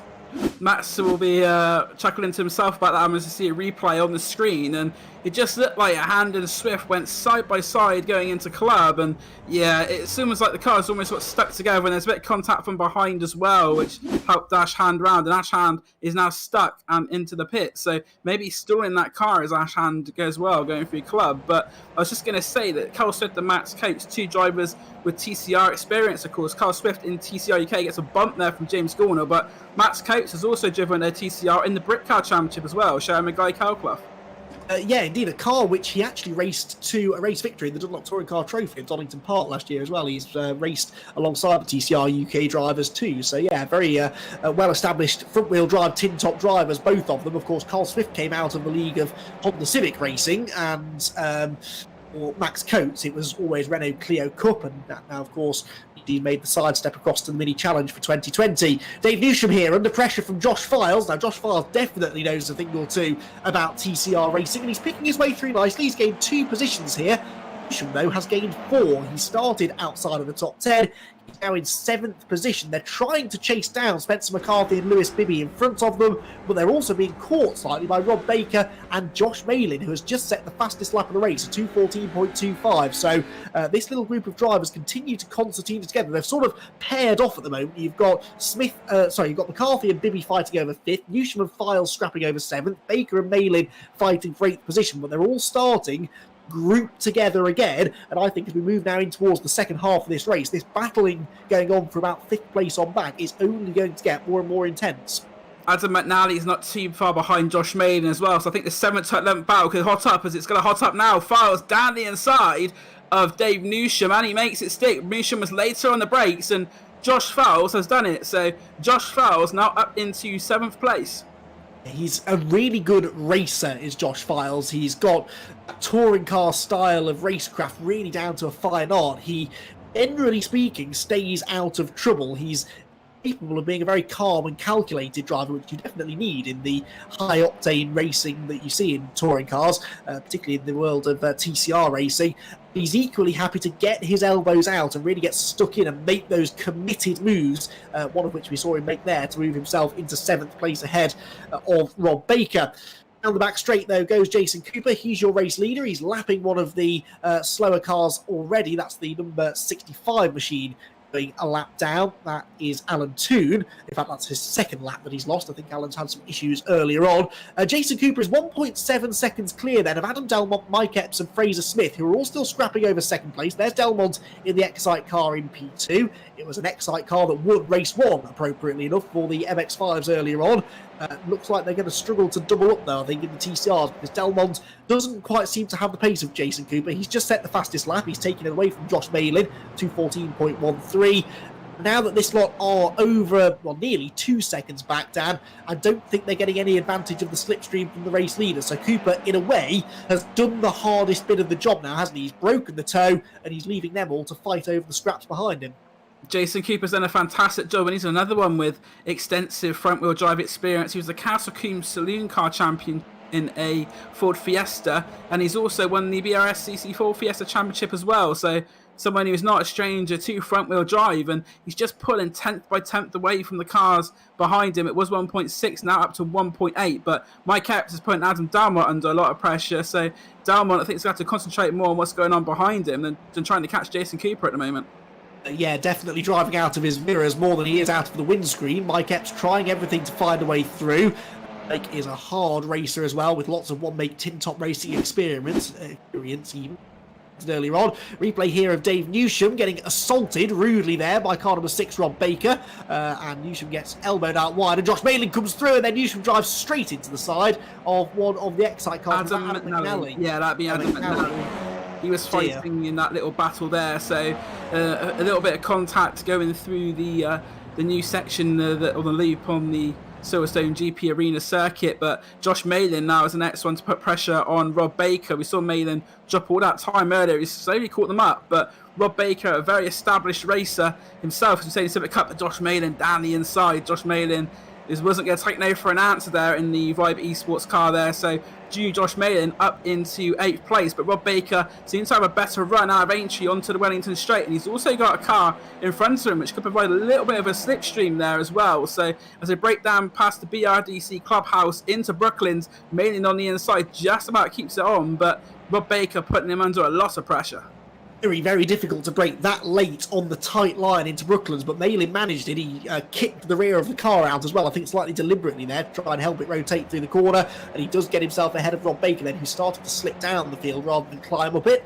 Max Coates here and James Gordell, two drivers who have very much been on similar career paths in recent years, racing up through some of the sort of high levels of one-make tin-top racing. But as I said earlier on, Gordell is actually a former British GT champion. He won the British GT Championship in 2008 at the wheel of a car very, very similar to this Audi, a Dodge Viper GT car. Yeah, fairly different discipline of racing altogether, really, I think it's fair to say, but he's a very, very good driver. Won that championship alongside John Barnes, not the footballer, but the what was a factory GT driver back then. Yeah, James nowadays turning into a bit of a front-wheel drive expert, but he's got one of the one-make front-wheel drive experts behind him, Max Coates. Max, we've spoken to him a few times, haven't we, in recent weeks? I think it's fair to say he's had a few teething troubles as he really starts to get into this iRacing business, but he's one of those that always seems to be enjoying himself, even when things are not quite going to plan, and that really is the whole point of particularly events like this. It's all about having fun, passing time during this sort of unplanned off-season that we're all having to suffer through, and Max just always seems to enjoy racing regardless what it is, or in some ways how he's doing. As Max would say, he is winning the Yorkshireman called Max class at the moment, so he's in that one. And you're talking about James Gornall, he's also actually someone who has also gone from rear-wheel drive to front-wheel drive, of course, a BMW Compact Cup champion as well, James Jicky Gornall. So James Gornall has done saloon cars, a sort of tin-top racing at both front-wheel drive and rear-wheel drive. As you say, he won the Mini Challenge Championship, and also a BMW Compact Cup champion too. Yeah, indeed. So 3 pretty high-level championships on his CV, and he's now about to dive up the inside of a back marker, actually, isn't he? That's Alan Toon, I think, continuing to get out of the way, but it was a nice move that he made anyway. What's Dave Newsham getting up to? Well, he's dicing away still with Adam McNally. These two made contact, remember, a few laps ago up at Village, excuse me. And Adam McNally is now trying to find a way back ahead of Dave Newsham. Now, at what point does Adam maybe decide to repay the favour for that bit of a side swipe that Newsham made at him? Unintentionally, I think, but still, there was definite contact between these two, and that plays on a driver's mind, doesn't it? If you know that driver got past you, or in this case stayed ahead of you as a result of some contact, it is tempting just to repay that favour and nudge them wide, isn't it?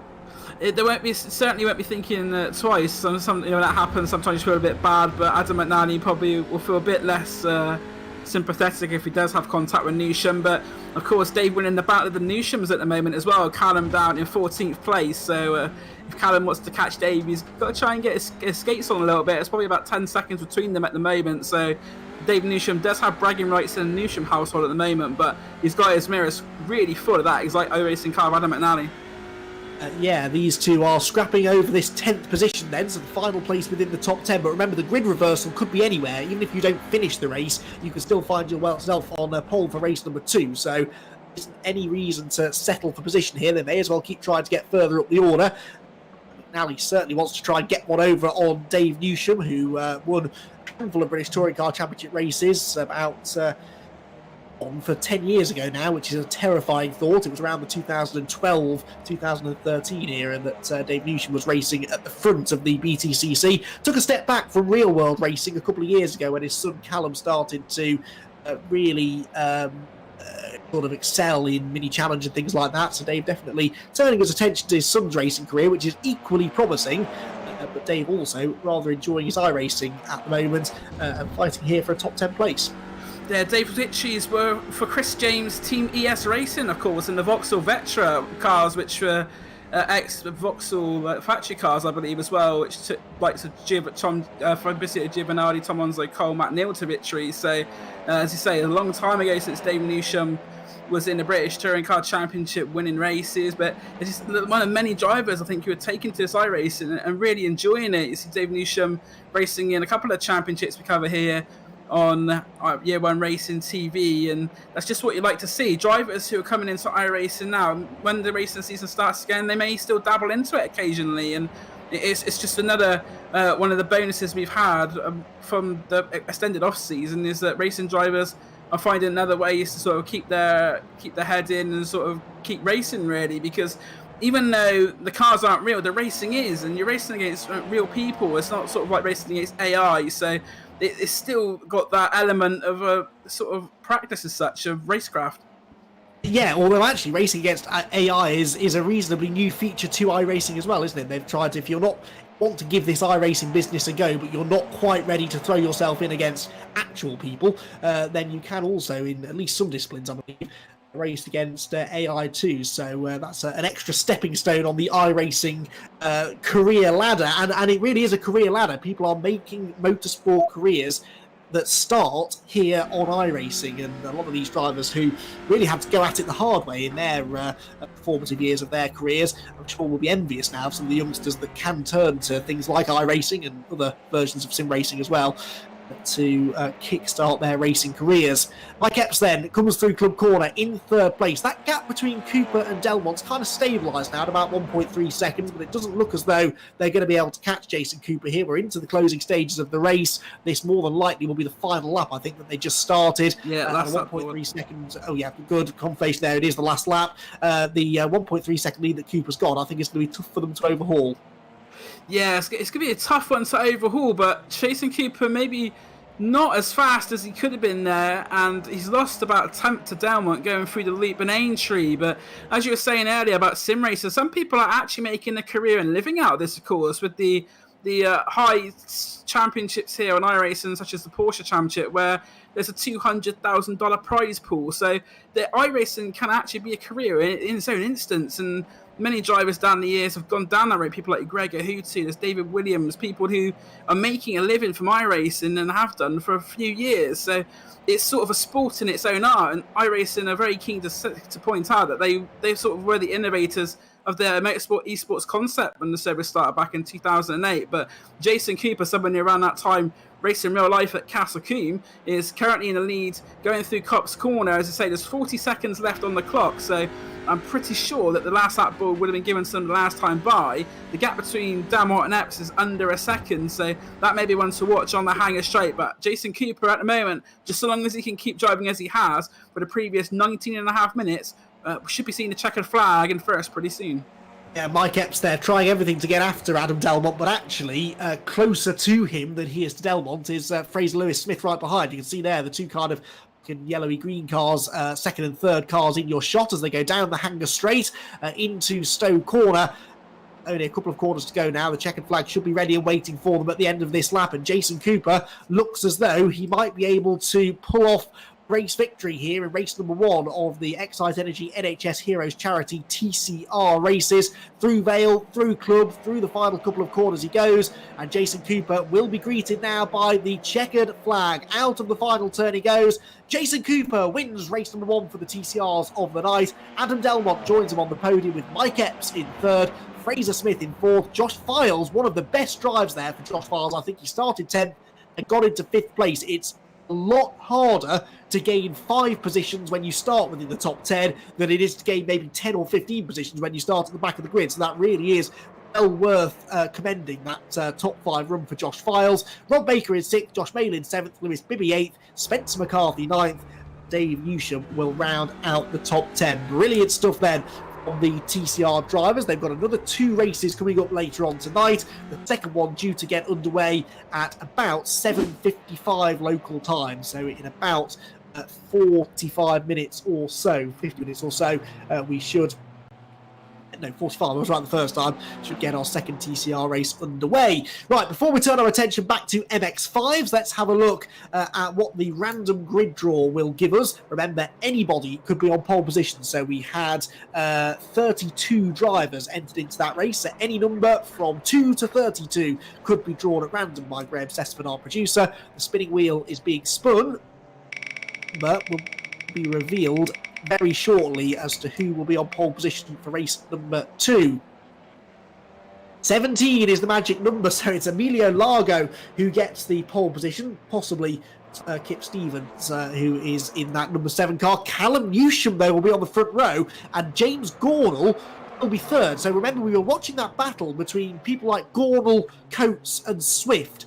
Coates ended up 18th and Swift ended up 19th. They just miss out on the grid reversal, but James Gornall picked his way through to 15th at the end, and he will start third on the grid. That's exactly where he would like to be, and he will be one of the picks for the winner later on. Here's the full result then, and if you reverse the top 17 from this, it gives you your grid for race 2. Jason Cooper gets the win in race number 1 for the TCRs, Adam Delmont in 2nd, Mike Epps in 3rd, with Fraser Lewis Smith 4th, and Josh Files into 5th by the end. Rob Baker was 6th, Josh Malin dropped down to 7th after that early slowdown, 8th place for Lewis Bibby, 9th for Spencer McCarthy, and Dave Newsham to round out 10.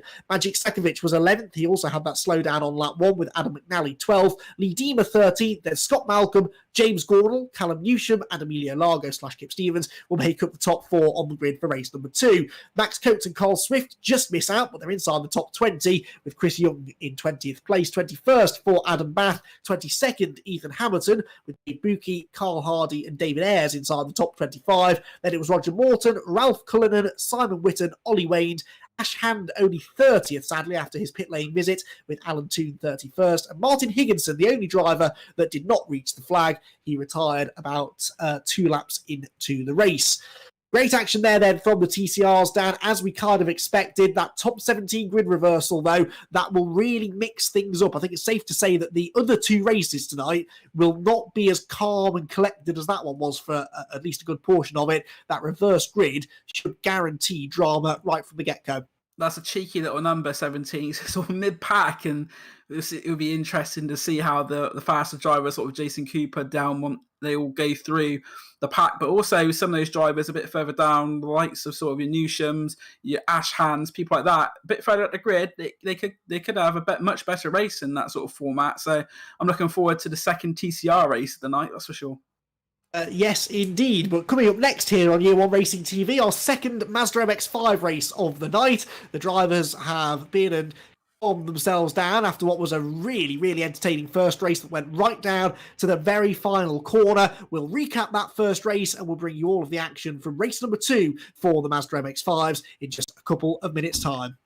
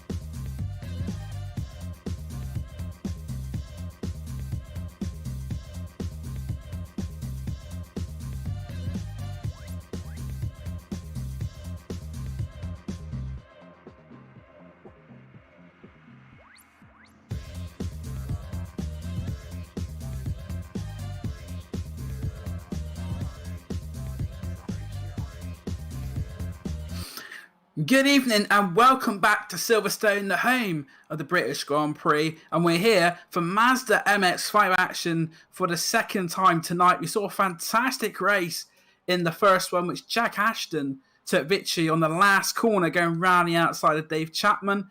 And we'll be hoping to see similar levels of excitement and entertainment in this one as well, our second 20-minute race. My name's Dan Blake, and alongside me is Cammy Sturch. Cammy, you were commentating with Andy for the first one, and how did you find the first race for three of these? Oh, there wasn't a moment where it was calm, was there? It was manic action from the get-go. I'm looking forward to the second race. I think Dan Hunt will be keen to have a good result in the second race after the last lap contact he had, or second to last lap contact he had with Jack Ashton. As previously mentioned, the second race is a reverse grid of the top 15 finishers. So I think it's Kellyman who will be on pole for this second race, and he had a bit of a poor getaway from the first race at the lights, so he's got a distinct advantage. It was a random allocation of how many people get included for the reverse grid, so he's very lucky that he finished 15th, and it's the top 15 that are reversed.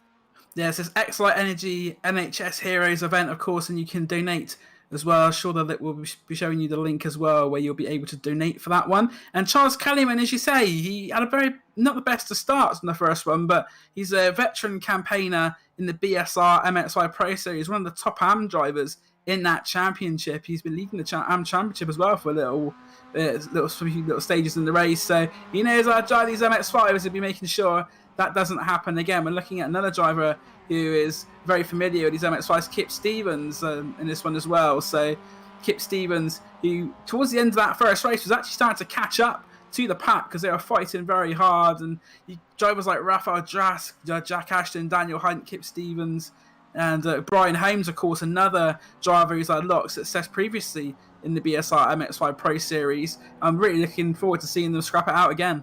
Yeah, Kip Stevens was a big winner of the first race. He was firmly in the midfield, but made up 13 or 14 places in the race. So he was one of those big winners. So it'd be exciting to see what he can do. Sorry.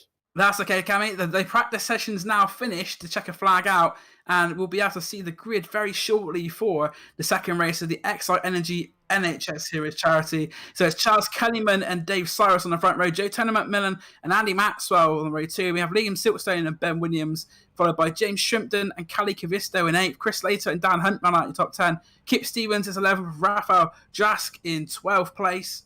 As we see, 13th place is the car of Brian Holmes, David Chapman 14th, Jack Ashton racing winner 15th, Tim Darracott 16th, Shane Pettingill 17th, 18th is Gavin Baker, with Andre Zad and Will Ashmore rounding out your top 20, Justin Dervish of Radicals Online 21st, then it's Jordan Hampson, Michael Ellett and Andrew Jebson with the top 24. 25th is Lewis Mayer, we got Palmer in 26th, Matty Taylor 27th, and 28th is Jack Oliphant.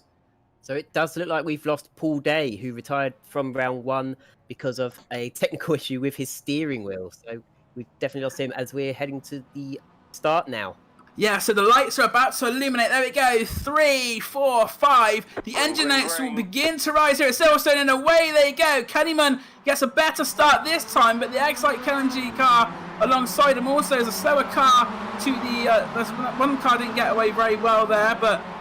that's one that's gone through there, but as we go through the first corner car, that's one the number 2 car we saw there spinning across the grass, but at the front it is still Charles Kellyman who has taken the lead as they go through Village in towards the Leap and Aintree for the first time. As another car spinning off as well, that is Brian Holmes. So Brian Holmes, one of our front runners from race 1, finds himself in trouble on the arena section of the Silverstone circuit. He's going to drop nearly right to the back of the field. Not the start that Brian Holmes wanted, but he still has about 19 minutes to try and gain something from this race. But as they come down towards Brooklands for the first time, Cammy, it is Charles Kellyman who leads.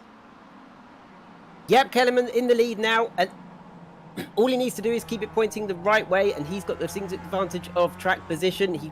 As we were saying, he didn't have a good round half an hour ago, but now he's got every opportunity to make good on that, as they're just coming around the old start-finish straight. Down a national pit straight, and there, so Dave Chapman having an issue there, dropping down. I didn't quite see what happened there, but he's lost a lot of momentum as Hampson now alongside Dave Chapman. So Dave Chapman, who was so close at the start of the race. And speaking of close, Kellyman and Cyrus side by side going through cops. They both get through, but Daniel Hunt has come from absolutely nowhere into 4th place, and we are going to be 3 wide. Surely not. No, they decided to fan it out a little bit there. So it's Kellyman leading from Cyrus in 2nd place, and Daniel Hunt though looks like he's going to try and make a move going through maggots, but not quite able to catch up to Williams. But Daniel Hunt, someone who we saw right near the front of the race, it was like contact with Jack Ashton, which dropped them back towards the mid-pack. But at this stage of the race, I'd say Daniel Hunt is probably the favourite up into 4th place and continually on the move. But at the front, it's Cyrus, Kellyman and Williams going side by side into Stoke Corner. Cyrus takes the lead on the inside, so Dave Cyrus it is who leads the race. Williams 2nd and Dan Hunt now up to 3rd. As they come into club now, they're still all 3 or 4 abreast. As this well-known 3-4 doesn't go into 1.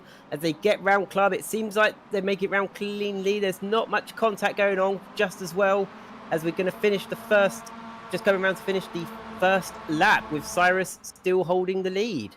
So Cyrus in the lead, Williams 2nd, 3rd, Kellyman dropped all the way down to 4th place, Liam Silverstone 5th, but Raphael Drask as well up into 6th place. So in fact 5th place, he's gone past Silverstone, and Kip Stevens not far behind as well, and Jack Ashton. So the protagonists from race 1 already starting to make their way through. You see the Penguins on the side of Raphael Drask's Team Semple racing car, but at the front it's just as close as ever because Cyrus and Williams are side by side there with Daniel Hunt just behind. Raphael Drask up into 4th place. Andy Maxwell spun going through the loop and lost some places as well. So Andy Maxwell down into 15th place. But at the moment it's Cyrus and Hunt 1-2.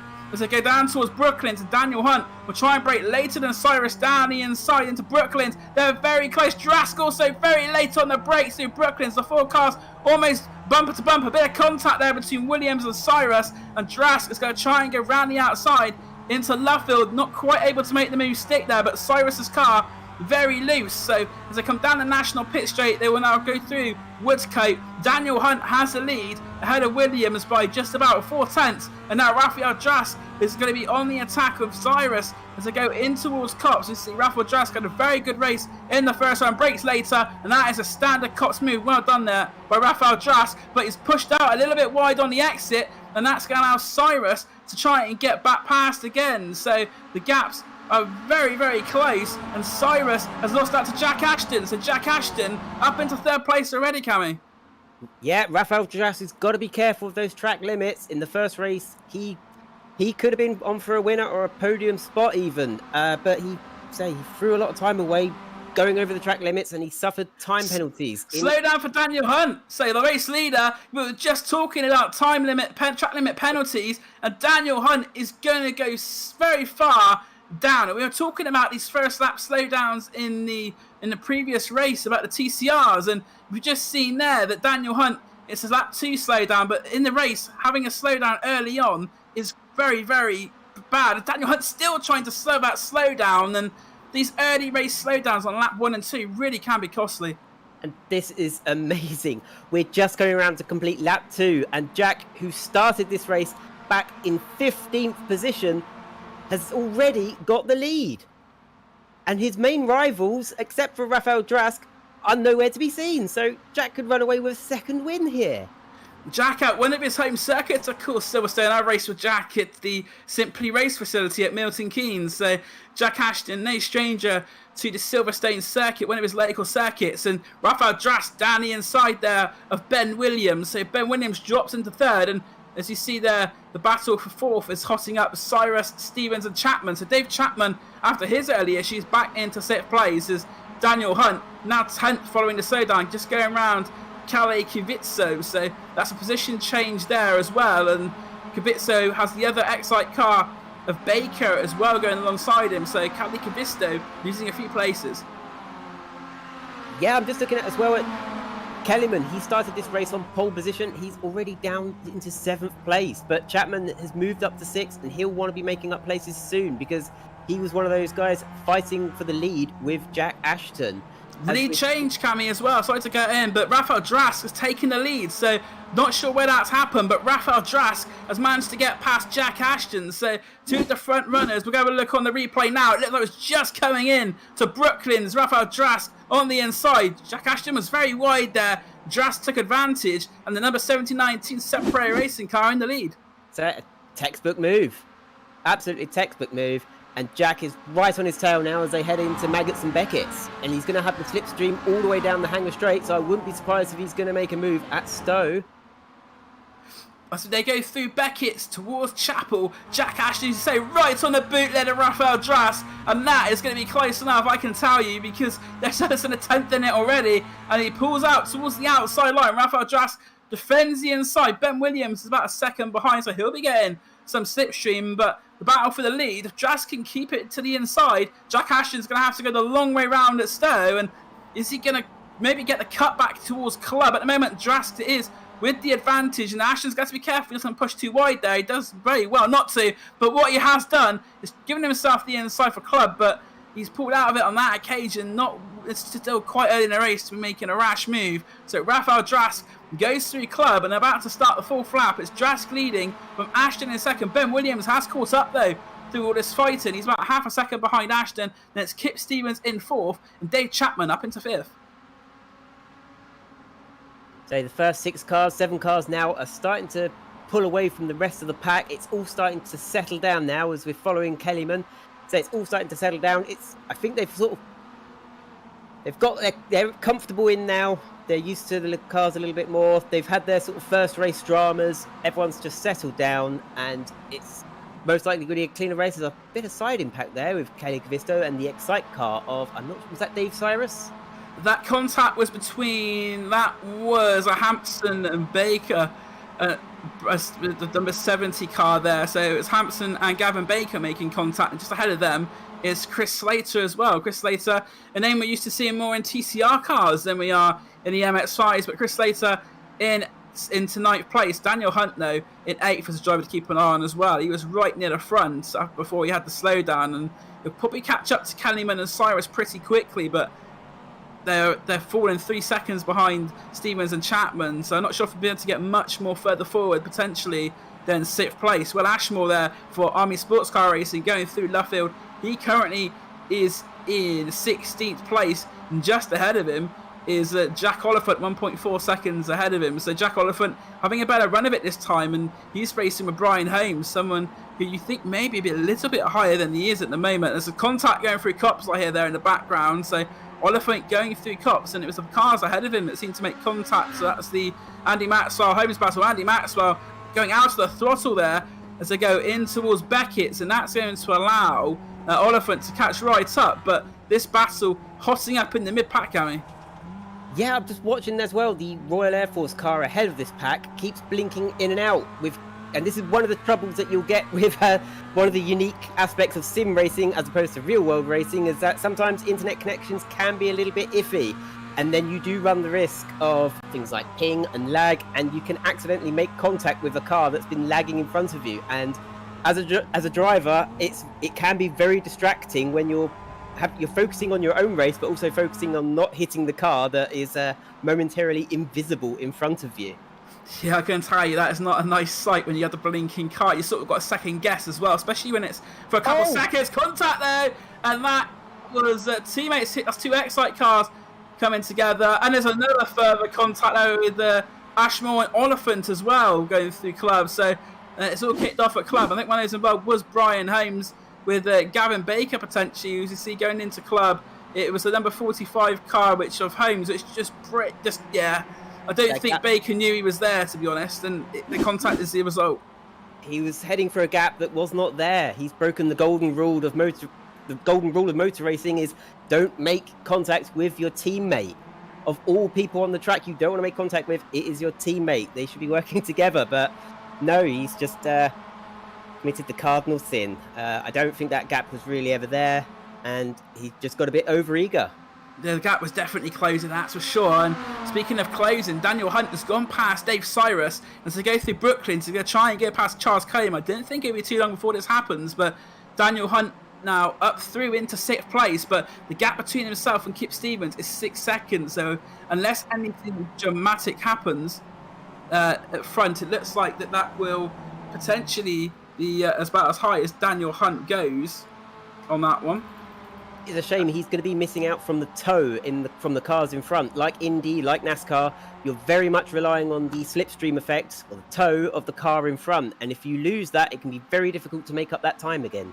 It looks like we're missing a great battle up front. Ashton ahead now, but the gap between himself and Rafael Drask is around 0.2 of a second. So you see Jack Ashton flinging that Mazda MX-5 round the section of Beckett's and Maggots as they come out to Chapel Curve for the 5th time. Rafael Drask is now the one with the slipstream. We saw Drask having to go to the... in fact, Rafael Drask may have... Jack Ashton has... It looks like they're working together, in fact, there. Jack Ashton and Rafael Drask bump drafting down the straight, and Rafael Drask... I thought maybe Rafael Drask would have a look down the inside of Jack Ashton. We saw earlier in the race that move happened, but they're playing it a bit conservative, and that's because the second pack is catching them up of Dave Chapman, Ben Williams, and Kip Stevens. Nah, this is absolutely a sign of good driving, good racing, experienced drivers who know what they're doing. This is the sign of experience, and they're going to be working together for the greater good in the short term to break away from the pack behind. A bit of bump drafting, just like in NASCAR. So, yeah, very good. Dave Chapman, though, did put a second on them. So even though they're working together, Dave Chapman, as Andy was saying before, the BRSCC Mazda MX-5 Super Cup race winner, closing in on them very quickly indeed. And they might be working together, but I think at the moment, Dave Chapman is going to be catching them very quickly as they now go through Village and the loop towards Aintree for the 6th time. Down to the Wellington straight they go, and David Chapman, he had that mistake earlier in the race, which saw him very slow, dropping down to about 12th place, but up into 3rd place. He's on the podium, and he's going to be giving Ashton and Drask something to think about very shortly. He's also bringing along with him Ben Williams and Kip Stevens. They're extending that lead to Daniel Hunt there. The gap to from Kip Stevens to Daniel Hunt, 7 seconds, but at the front it's closer than ever. Yeah, Dave Chapman will not be settling for 3rd in this race. He essentially had one hand on the winner's trophy of the last race and had that taken away from him so cruelly at the last corner by Jack. So he will be out for blood this time. He will be really looking to make a move on Jack and making it stick this time. Yeah, Jack Ashton and David Chapman, unfinished business from our first of 3 Mazda MX-5 races that we're going to see tonight. This is race number 2, so if Chapman can beat Ashton in this one, they'll have a 3rd race, a decider. But Rafael Drask looks very likely to have a factor in this one. He's right behind Jack Ashton, and Dave Chapman actually starting to pull away from Ben Williams and Kip Stevens behind. So I think it could be one of these 3 drivers that we see potentially taking the victory. Rafael Drask, a much better line going through Beckett's into Chapel. And are they going to work together this time with Dave Chapman so far behind? The answer is no, they are definitely not. Drask goes to the outside. Ashton forces him out there. Ashton will take the inside line, but as they go through Stowe, we saw this on the previously in the race where it was the other way around. Ashton trying to get around the outside. Will Drask be able to find maybe a bit more as contact between the two? They're rubbing panels, and that's going to allow Dave Chapman to maybe put himself into this sooner than we thought. They're coming towards Club now. Ashton in the lead, but it's side by side for 2nd place. Although Drask will try and go around the inside of Ashton as well. He's going to try and pull the move Ashton pulled on Chapman. Not going to work. So Jack Ashton it is who leads, and the 5-car train has now formed for the lead because this battling has allowed Williams and Stevens to catch up. So with just under 5 minutes left to go, it looks like we have 5 for the race lead. I'm very excited to see what Kip Stevens can do. I think he's a bit of a dark horse there. He started quite far down the midfield of the first race.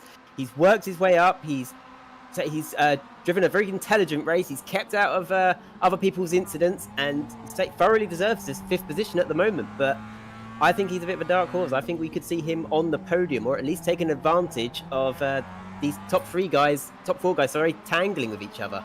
Yeah, but Kip Stevens, you never know what you're going to get in terms of livery. Just generally, Kip is one of those mysterious people where he could do pretty much anything and he won't surprise you. But Kip Stevens in 5th place at the moment, just behind Ben Williams. At the front, though, they are as they were Jack Ashton, Rafael Drask, and Dave Chapman as they go through Brooklands towards Luffield. And Jack Ashton, it's got to be intense pressure he's under from Drask and Chapman. But Jack, of course, a multiple champion in the MG Metros in real life. He's used to having pressure, but Rafael Drask really is putting him under pressure down the national pit straight. And Drask there, with a little, you can just see Drask took a better line than Ashton going down through Woodcote, cut a couple of tenths potentially out of that gap. But as they go through Cops, they are nearly bumper to bumper, and Drask will be looking for a little mistake, and Ashton was a bit wider there, and Drask is going to try and go round the outside. Surely not. This will be a fantastic move if he can make it stick. They're side by side, and it is Drask and Ashton. Last time I saw this was Lewis Hamilton and Nelson Piquet Jr. in 2006. Well, I'm standing hanger straight in awe of this, as Rafael Drask makes it stick. Although the back end very loose, Jack Ashton will see that as an invitation, which he will not need a second one of. And Dave Chapman as well. They are going to be 3 wide going down the hanger straight. This is fantastic racing. And we thought somebody... No, sorry, we thought we had a slowdown penalty for somebody, but false alarm. But they're free abreast as they go into Stowe.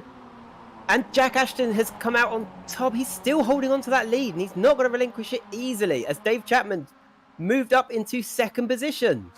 So Chapman up into second place, the BRSCC Master MX5 Supercar racing there, and he's looking down. Oh, what a move from Dave Chapman! Ashton, no response for that one. That is one of the moves of the day so far from Dave Chapman.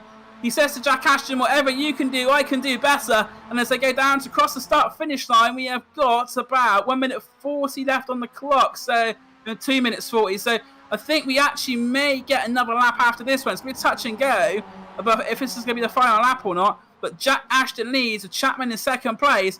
Rafael Drask down to third. Kip Stevens, he said he was on for a podium, Cammy, now up into fourth place. Although a little bit of contact there with Williams, but they both survive. That move Chapman pulled on Jack, I was just watching as you were saying it. The move was incredible, but he never got it to stick, and Jack just came back up the inside of Cops. Here we go. Yeah, so very late on the brakes. He was committed, Chapman. No contact was made, and that was, they even tried a room. Chapman managed, he got a little bit loose though on the exit, which cost him, but they're still in the same positions as Ashton from Chapman and Drask. Stevens fourth and Williams in fifth. Dan Hunt is not going to be a factor in this one, 6 seconds down. So the early slowdown for Daniel Hunt really has cost him in this one. But these 5 will fight on for the race victory, and it's going to be interesting to see, will this be the final lap, or will we have another one left? Because we have just over a minute to go, and they're going to be going into Cops Corner very shortly. And if you're David Chapman, I think you've got to start thinking about maybe making a move on this lap, just in case you don't get the last lap ball and it is actually the checkered flag. That is sort of how close we are talking between it being the end of the race and one more lap. But Jack Ashton has showed a fantastic race. As you say, Cam, he started in 15th place. He took the lead after the first couple of laps, and Jack Ashton, that's really what's made the race for him at the moment. But with 40 seconds left to go, I think he'll be hoping that this is the final lap. Well, in his back of his mind is what he did to Dave Chapman on the last corner of the last race, and he knows that Dave Chapman may try and pull something similar as he's weaving across the hanger straight. He really doesn't want to give these guys the toe. And is Dave Chapman going to go for it? Oh, of course he is. It's going to have a go. He's going to be better of it. He's going to hold it. I think, is it the white flag they're going to get as they come across the line this time? Well, I think it's going to be pretty touch and go as they break down into club. In fact, this is the last lap. So this is David Chapman's last opportunity. He is a contact there between Kip Stevens and Rafael Drask.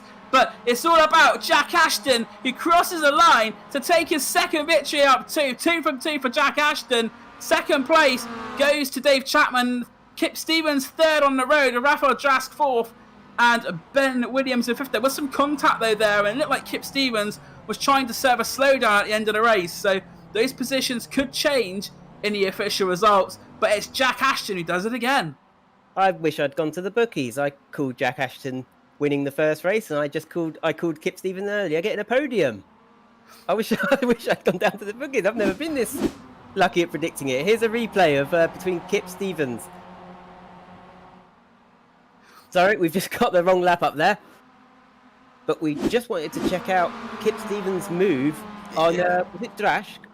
Here we go. So this is Rafael Drask and Kip Stevens. Yeah, there's a bit of contact there between the two, and I'd say maybe half of one, 6 of the other. I think Rafael Drach maybe turned into him a little bit there, not realizing he was there. I don't know if I don't think Kip sort of deliberately went for a move that wasn't there. It seems just a bit of it's a racing deal really on that one. It bit looked of a like, racing but as we see though, it's Jack Ashton and Chapman who finished 1-2. Also, Jack Oliphant had a good start to the race, but he seems to have dropped down to 17th over the course of that one. So Jack Oliphant not having the best of races again. We spoke to him after the first race. Another driver a lot lower than he wants to be is Brian Holmes, who it looks like will cross the line in 26th, just behind his teammate Baker. And it was those two cars who actually had the contact earlier on in the race as well. So a bit of justice there potentially, because Baker has come home ahead of Holmes, and says Shane Pettingill as well. He had an incident on the first lap. We saw him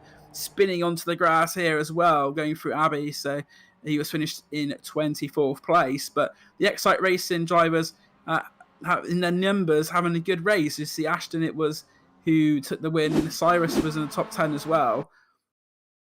But it is Jack Ashton who takes victory. And we're now going to have a look at the reverse grid draw and see who's going to be put on pole position for the third and final Mazda MX-5 race of the night. The wheel is a spinning. Destiny will be controlled. It is 19. So the 19th place driver is going to find himself on pole position. And the 19th place, we have James Shrimpton. So James Shrimpton on the pole position for race number 3. But the race 2 results are Jack Ashton winning from David Chapman and Kip Stevens riding out the podium just ahead of Rafael Drach, with Dan Hunt in 5th. Charles Kellyman, the pole man, finishes 6th, with Dave Cyrus in 7th and Chris Slater 8th. Andy Maxwell and Will Rashmore round out your top 10, with Jordan Hampson 11th and Liam Silverstone 12th. Matty Taylor is 13th. Cali Cavisto was Zoe members from action earlier on. He's in 14th, just ahead of Justin Dervish in 15th. Jack Oliphant takes 16th to Ben Williams 17th and Joe Turner McMullen 18th. And the driver in 19th place, James Shrimpton, is pole position for race 3. Running out top 20 is Michael Elliott. Andre Zell is 21st, Tim Darracott in 22nd, with Lewis Mayer and Shane Pettingill 23rd and 24th, Garen Baker and Brian Holmes 25th and 26th. Andrew Jebson was 27th, and Palmer was not able to complete the race. He was 8 laps down, so that means there were some dramas along the way for Richard Palmer. But all in all, another fantastic race in the Mazda MX-5s, and you'll be able to see race 3 shortly following the second race for the TCRs, and we saw that was another good race as well for our touring car drivers. We're going to go to a short break, and then we'll be here back with you for race 2 of the touring cars.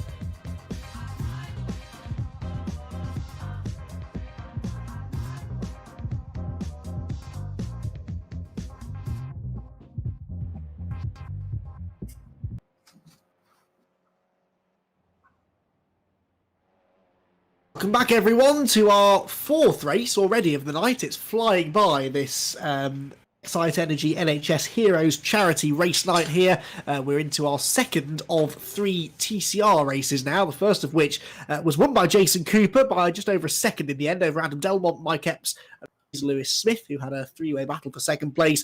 Josh Files moved himself up from 10th on the grid, finish in 5th position. But for race number 2, the top 17 drivers have been reversed to form the grid for race number 2, so it's going to be a completely different look to the front of the field, at least in the early stages, before some of our established front runners from race 1 through to the front. Andy McEwen here, back in the commentary box. I took a much-needed break through that last MX5 race, but I was watching on, and Dan Blake, alongside me, who was covering that race with Cammy Sturch, had an awful lot to deal with. But the racing tonight, in all 3 races we've had so far, 2 MX5 races and a TCR race, has been exactly what we hoped it would be. It's been really close, really exciting, and we're having a lot of fun watching it, and I'm sure the drivers are enjoying being part of it as well.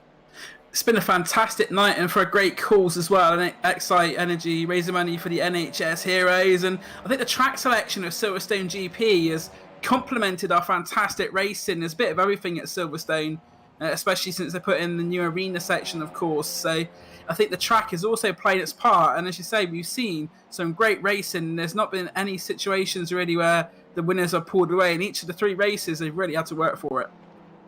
That is only set to continue, I think, with these reversed grids. I love a good reversed grid, especially in something like a touring car category, because it really throws the cat among the pigeons. Some drivers are very, very good, qualifying on pole, getting a good start, building a gap, and then managing it. And that's exactly what Jason Cooper did in our first TCR race. He started from pole, he built a 1.3 second cushion, and then kind of just settled in for the remaining 15, 16 minutes or so of the race, brought it home. But now those drivers really have show their racecraft, and this is where some drivers do struggle. Now, I don't think Jason will struggle, because we know he's a very good race driver indeed, especially in one-mate touring car style races.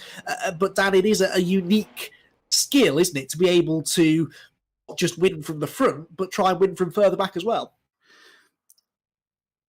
So, before we get Tan's thoughts on that, I've done my usual trick of asking you a question just as the grid comes up. So here is how they're going to line up for race number 2 then. Max Coates and Callum Newsham make up the front race. There must have been a penalty somewhere post-race then, because Coates, I think, finished 18th in race 1, ends up on pole for this one. James Gornall and Scott Malcolm, row 2. Lee Deemer and Adam McNally are on row 3, ahead of Magic Sakovic and Dave Newsham. 4th row. Spencer McCarthy and Lewis Bibby round out the top 10, ahead of Josh Malin and Rob Baker. Getting into some of the heavy hitters now. Josh Files is 13th alongside Fraser Lewis Smith, then Mike Epps from Delmont and Jason Cooper. And the rest, as we get ready to go racing already, the cars are on the grid. Max Coates is on pole position. He's got Callum Newsham alongside and James Gornall third. 3 pro drivers at the front of the field. Not a good start made by Coates. It's going to be Newsham that gets the advantage. James Gornall dives up the inside for 2nd place as well. Into Abbey Corner for the first time. Bit of jostling in the middle of the field, but it's going to be Callum Newsham that seizes the advantage through the first corner. Gornall 2nd, Coates 3rd. McNally trying to fend off Magic Sakovic for 4th position. Now, they all got cleanly through the first sequence of corners in race 1. Is it the same story in race number 2? Lots of wheel-to-wheel action further back down the order. Dave Newsham there trying to go up the inside and gain some ground. And there's contact between the leaders. James Gornall's gone at the inside of Callum Newsham. They've both run out wide. And who came out with the lead? It's that man again, Max Coates. He didn't get a good start, but he found himself out in front. And already, Dan, things are really starting to kick off here in race 2. Yeah, some contact in the back of the screen as well. I saw a car broadside across the track as we went on to start of the Wellington Straight. But Max Coates takes the most advantage of it all. He has the lead from Adam McNally and Magic Sakovic. And the 2 Newshams are 4th and 5th. Callum just ahead of his dad, Dave. So the Newshams are together at the moment in the field. But that was, we were expecting maybe from the reverse grid that we may see a little bit more action, and that's what's happened. But Max Coates and Adam McNally go through Cops for the first time. They're currently 1 and 2. Out of Cops Corner they go then. What of those from further down the order, I hear you ask? Well, Jason Cooper, the race 1 winner, started 17th, 8th. already, making it look easy. Josh Files is up 4 as well. He's into 9th position. Carl Swift had gained 6 places, but has just gone off the road, so he's falling back away from the top 10 again as this midfield scrap heads into Maggotts and Beckers. We're watching the race 1 leader, Jason Cooper. Trouble behind, though, I believe. There's Mike Epps coming through. He is up 3 spots into 12th, but there is an awful lot of shuffling going on my timing screen. Hardly anybody is still in the position in which they started. Slow down for Michael Epps going down the hanger straight as well. So looks like Michael Epps has cut the course somewhere and has been awarded a slowdown penalty. And as we say, these first lap slowdowns really crucial, but it's side by side for second on the run down to club. Magic Sakovic on the outside, McNally on the inside. They're going to a bit of contact there. McNally into Sakovic, and Sakovic will have paid a favour, but he comes off second best. Dear, well, it's rare, actually, isn't it, for the car on the inside when there's contact made to come off worse, but yes, he did. He loses momentum, and here comes Dave Newsham. Dave Newsham into 3rd place now, and his son Callum coming up behind as well. Really nice to see the two Newshams out together. I seem to recall there was a mini challenge race about a year ago here at Silverstone they were both intending to do together, but Dave had some mechanical issues and wasn't able to take the start. Here they come, though. Back up the inside goes Sakovic, and he brings Callum Newsham with him as well, and Dave Newsham just sort of sidestepped out of the way. He must have a slowdown penalty because he came really slowly. Josh Files will get another one. He'll get another one as well if he keeps cutting the corner like that. That's a real shame. Dave Newsham out of contention now, really. We saw in race 1 for Josh Malin and Magic Sakovic that an early slowdown penalty really does take you out of contention, but that really was to the benefit of Callum Newsham, who's able to gain some places. Yeah, and Jason Cooper up into 5th place, and it's those two, Newsham and Gornell, fighting, although Jason Cooper's gone down the inside of Callum Newsham, but it was Callum Newsham and James Gornell that we saw having the contact in the very first lap going through the village, so they're back together again. But Jason Cooper, a man on a mission, already up into 5th place, and there's a bit of a gap though between 3rd place Magic Sakovic, in fact it's 2nd place McNally and 3rd place Sakovic, so if Jason Cooper, I think, will be looking at the podium very shortly, especially if James Gornell's going to do cups like that. Yep, he's slow on the exit because he got sideways through one of the quickest corners on the track, but it's not really a passing opportunity into Maggotts. Jason sensibly there backed out of it. He knows he's got the speed. He can kind of afford to take his time here, but as Dan makes the point, the leading two are pulling away pretty quickly, and he's being reeled in here by the rapid Callum Newsham. Rob Baker and Josh Files aren't far behind either. They're bringing with them Spencer McCarthy, and the top two continue to gap them. 2.5 seconds now between 2nd place man McNally and 3rd place Magic Sakovic. Do you think that these two are working together here, Dan? If they're sensible, they will be, because they can see that the rest of them are squabbling behind and losing time. That's what you'd like to think will happen, but Adam McNally and Max Coase are both they're proper racers. They won't really want to. They want to keep on racing, I think. But Sakovic lost a lot of time in that previous lap. We saw him up with McNally and Coates on the previous lap, so maybe a slowdown for Magic Sakovic has cost him a lot of time. And there's a good battle there between Callum Newsham, Rob Baker and Josh Files. There's another driver taking a slowdown there. That looks like McCarthy. So McCarthy has taken a slowdown. That's dropped him down behind the car of Adam Bath in the top 10. So Adam Bath, another iRacing commentator, up into the top 10. But Rob Baker under a lot of pressure here as well from Josh Files. If you now look at Adam Bath there. Files tried to get up the inside of Baker and ended up pushing him up the inside of Callum Newsham, but he is now back alongside him. I think he'll go through here, Josh Files, into 7th place. Just behind this group, by the way, in 9th place, Lewis Bibby, fastest man on the track, a 2 minutes 14.55 for the number 313 car. That's a really impressive lap time. James Gornell under pressure here from Jason Cooper, and the race 1 winner muscles his way up the inside, but the next corner's a right-hander at Luffield, and that gives Gornell the advantage. Callum Newsham is off wide further back, so Josh Files will go through into 6th place. Gornell just about hanging on to this 4th position for the time being, but this is allowing Magic Sakovic to get away, and Sakovic is a bit quicker than the race leaders on this lap, I think, so that gap is coming down. Sakovic really needed to try and get away from this group before people like Cooper started making progress. Cooper is up the inside of Gornell now to Copse Corner. He should move into 4th place, which he does, but for the race lead, no more working together. McNally wants to come through. Exactly, they're seeing that gap dwindle. It's been over a second they've lost. It was 2.6 around this point last lap, now down to 1.2. So I think they've been fighting on this lap already, but Adam McNally and Alan Max Copes 1 and 2 at the moment. McNally, it's not the slipstream is not providing such an effect as we've seen in the Mazda MX-5 races tonight, but Adam McNally will try and see if he can make something happen with it. He's going to Max Coates doesn't defend the inside line going into Stowe, and that's all that McNally needed to go down the inside, and Adam McNally for Xite Energy takes the lead with Max Coates in second place, but Magic Sakovic now already onto the back of them, but Coates will try and go down the inside at Club. McNally didn't get such a good run out of Stowe, and Coates back into the lead at Club. This is exactly the kind of racing that holds you up, though. Look at the way that Sakovic has caught them now. Gordel is back ahead of Cooper, too, for 4th position, so didn't quite see where that happened, but there has been another change further back. Josh Files trying to chase them down and succeeding in doing so. So across the start-finish line, then, nose to tail for the race lead. Max Coates and Adam McNally with Magic Sakovic in 3rd position, and he's caught them, but now can he find a way past them? That's going to be the tricky part, but if they start to more preoccupied with each other, Coates and McNally, that could open the door for him. McNally having a look at the inside there into the left-hander at Village, but he can't quite get up the inside there. Gordel and Cooper still dicing away behind. And as they turn through Aintree Corner, the top 5, 1.2 seconds clear of Files and Baker behind. On board with the race 1 winner Cooper down the Wellington Straight. He's in the slipstream of the TradePrice.com. Try that again, Andy. Livery car of James Gordel in front, but Gordel knows how to defend a position. He's good under pressure as well as James, doesn't make that many mistakes, and he holds the inside line and holds on to 4th place. And if they keep on fighting, it's going to allow Josh Files in. He's already caught them up, and a couple of tenths. So the gap between Cooper and Files a second, the gap between Coates and McNally at front virtually nil. And we just saw then as they went through, going back a few corners ago, Dave Newsham was being lapped as well. So we saw Dave Newsham had his problems earlier, and it looks like he actually had to go into the pits and is now joined in a lap down. But this is where the action is at the moment. McNally and Coates. McNally not quite close enough, and Adam McNally being quite restrained at the moment, but with Magic Sakovic behind him, if McNally wants to make a move, I think he's going to have to do it pretty shortly because they're all being caught by Gornell, Cooper and Files. So it looks like Jason Cooper is going to be in contention maybe for the double race victory, but looking at the others that were at the front in race 1, Adam Delmont was 2nd and he's all the way down in 10th place at the moment. Mike Epps was 3rd and he is down in 12th position. Fraser Lewis Smith was 4th and he is down in 23rd. So a lot of the drivers that did well in race 1 struggling a bit in race 2. Josh Malin, another one in that category, he's lost 7 positions from where he started and he's losing more places now with a slowdown penalty. Yeah, I saw him. It was going through Beckett's corner. He took too much of the curb, and that gets you a slowdown. But it's all kicking off at the front. Magic Sakovic is in the lead.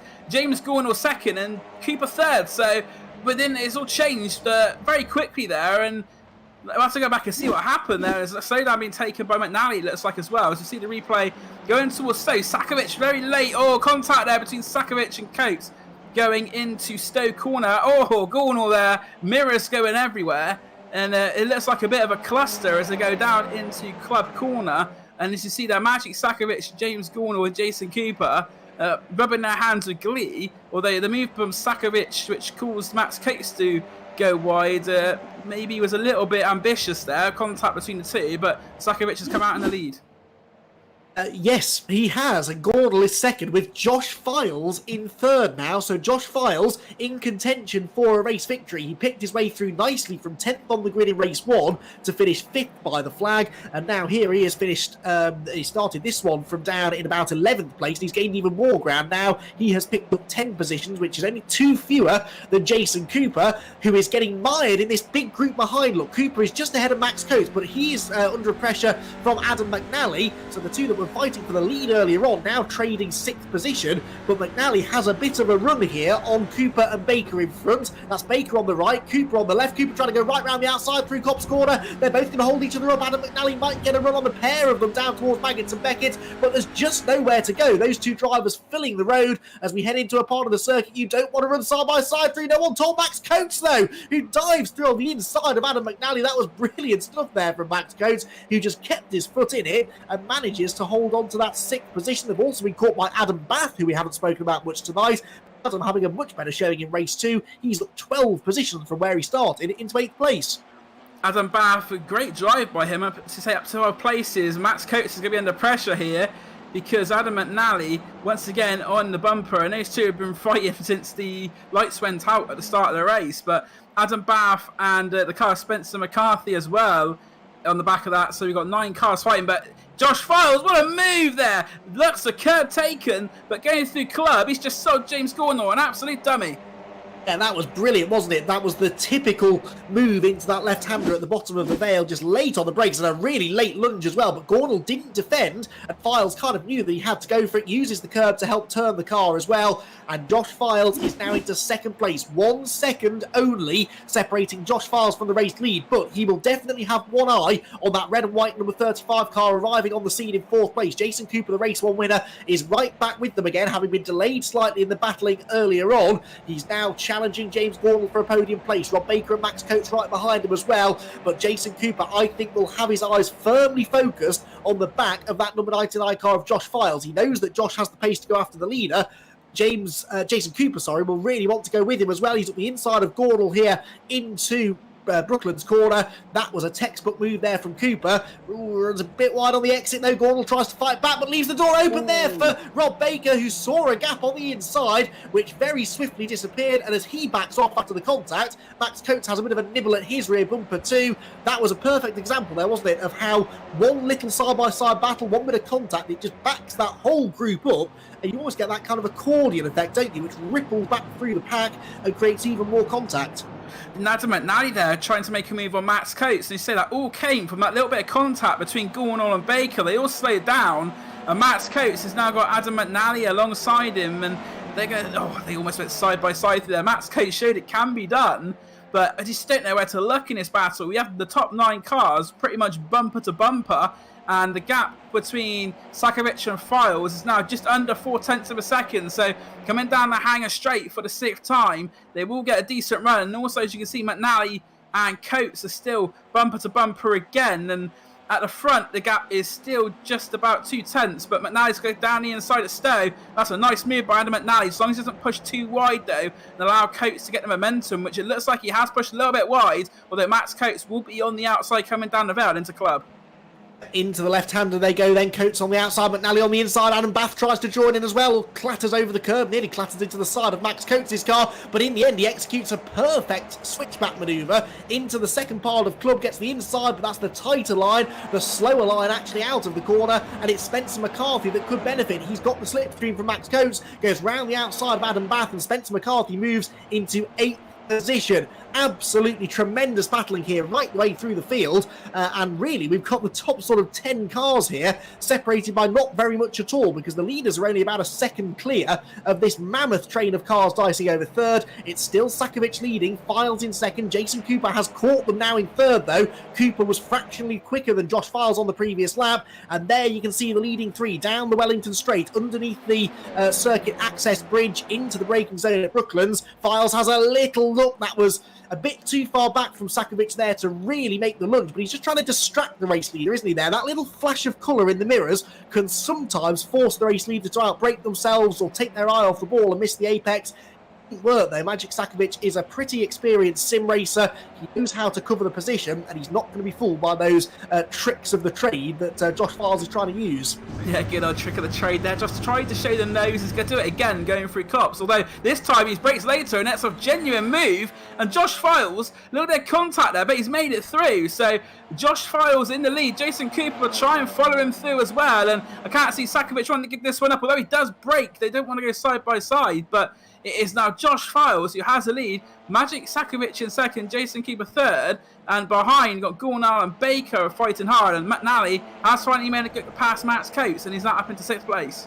If Makovic thinks that Files has the pace to get away, he will want to get past him as soon as possible. That's why he's following in the wheel tracks of the race leader down the hanger straight, trying to get the slipstream, trying to find a way on the inside, maybe into Stowe corner. But given how good on the brakes Josh Files has been in this race, it is not going to be easy at all for Magic Sakovic to go through. And indeed, they stay in the same order. Jason Cooper now starting to apply the pressure to Sakovic in 2nd. The green car thinks about defending and doesn't in the end. And Jason Cooper goes on the inside, and he almost hits Josh Files. I think there was contact. Off goes Cooper. Files is slow as well, and Magic Sakovic might get the lead back here. They're side by side, they're 3 wide. James Gornall at the inside of both of them gets the race lead away. Absolutely brilliant opportunistic racing, but Files is fighting back. Sakovic has damage, he's going backwards. Rob Baker's in the mix as well. Look at Adam McNally on the inside line. James Gornall sweeps across the nose of Josh Files and gets the lead back. Fantastic. And this is what you call touring car racing, Andy.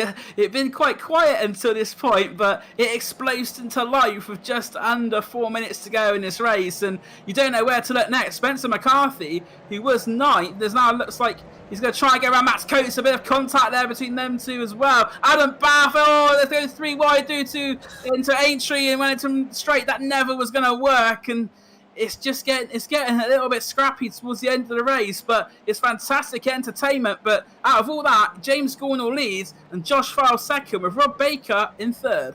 This is not over yet, though, because Josh Files wants that lead. He knows that he can win this race. He just needs to try and get out in front and stay there. He prizes the door open through Luffield, gets alongside Gornall, makes the move stick this time, and Josh Files is in the race lead. Rob Baker has a run on the pair of them now. The slipstream effect is really still quite strong down these straights, and it's bunching them all together into every single braking zone. Adam McNally, who had written out of this race about 3 or 4 laps ago, is right back in it. And Jason Cooper, poor Jason Cooper, who was almost looked like he had this set up on a plate for him to take another race victory. He's down to 5th with it all to do. There's still time to do it, though. We're into the final few minutes, but this is a 20-minute race, and that means they've still got another lap or so to go. So count any of at least the top 5 drivers out of it, and maybe even more. Coates is down to 6th, Delmont 7th, he's gained a few places in recent laps, with Sakovic 8th, McCarthy 9th. They're the 2 big losers, along with Adam Bath, who's down to 10th.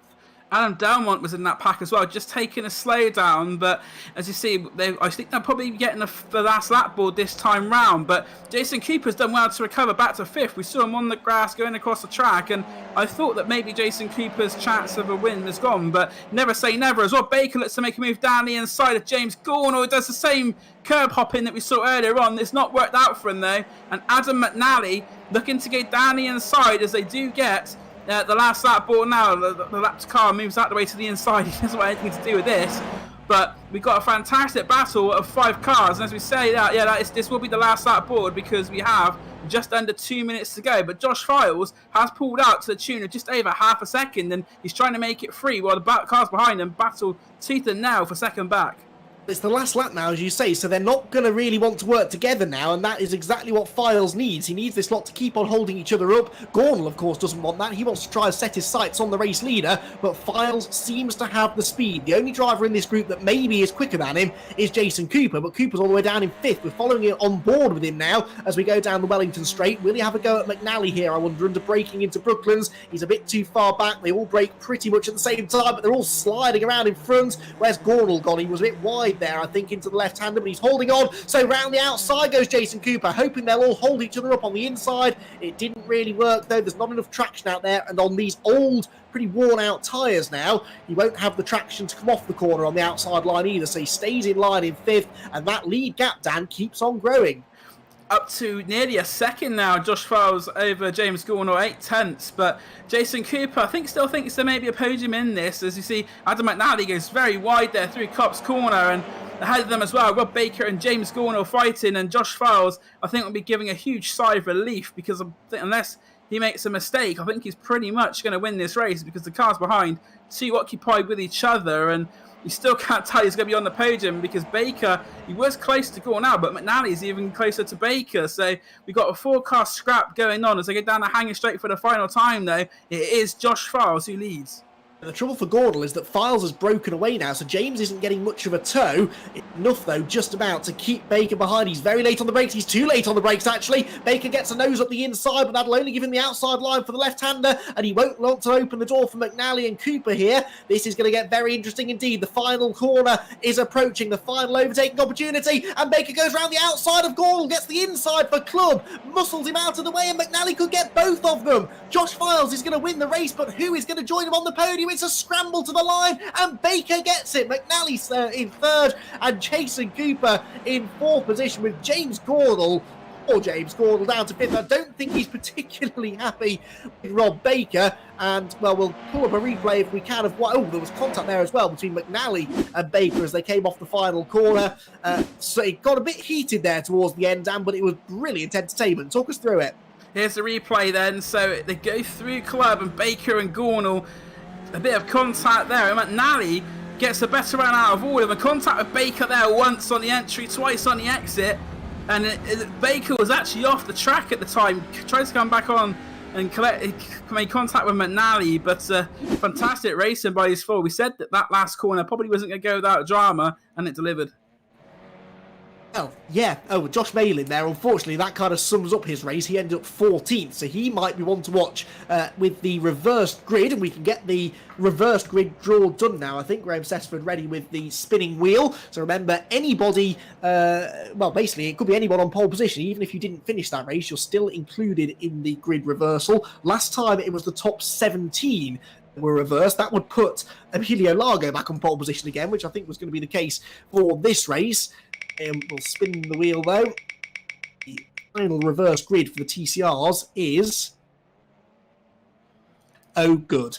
Top 31 drivers will be reversed. It's almost a full reverse grid. The only driver that will not be involved, Ash Hand, who was classified 32nd, but Alan Toon, Ethan Hamilton, that's interesting, and Dave Newsham will be the top three. So Newsham and Hamilton, both with British Touring Car Championship experience, will find themselves on the front couple of rows. If you thought that race was good, I think race 3, Dan, is going to be even more dramatic. It's going to be hard work, I think, even for people like Files and Baker and Cooper to get to the front from outside the top 30. Some other names there. In fact, Jason Cooper looks like he's had a penalty post-race. Jason Cooper has dropped down to 22nd on my timing screen. So I think they may have had a slowdown or something, which he hasn't served. He's been given a retrospective, and Rob Baker as well. So I've got Baker being 21st and Cooper 22nd. That puts McNally second, then Gornall third, Coates fourth, McCarthy fifth. That's what's got. Yeah, that's what's on the results screen. Right, okay. Mine is different, so I'm having to go off what you say. But I did spot Cooper slow dramatically coming out of club at the end. And I wondered whether he was trying to serve a slowdown, but obviously he didn't serve it before the line because the line comes up quite quickly after the final corner. So, okay, well, we'll get that confirmed for you. We've got another TCR race coming up a little bit later on, but next up, it is time for some more Mazda MX-5 race action with race number 3 for the MX-5s due to get underway very shortly. We thank you for continuing to watch our coverage here on Year One Racing TV. Don't forget to donate if you can to the NHS Heroes charity. Very, very worthy cause. The details on your screen. And if you can donate, and if you're enjoying what you're seeing and the entertainment the drivers are providing for you, then dig deep, donate what you can, and continue to enjoy the racing. 2 more races to go, 1 apiece for the MX-5s and the TCR cars. And as we get further into the night, the intensity continues to build. Drivers that haven't had a good result yet get more and more desperate to get one. So I think we're in for some more brilliant entertainment in our final 2 races of the night. We'll take a short break. We'll be back with more MX-5 action in a few minutes.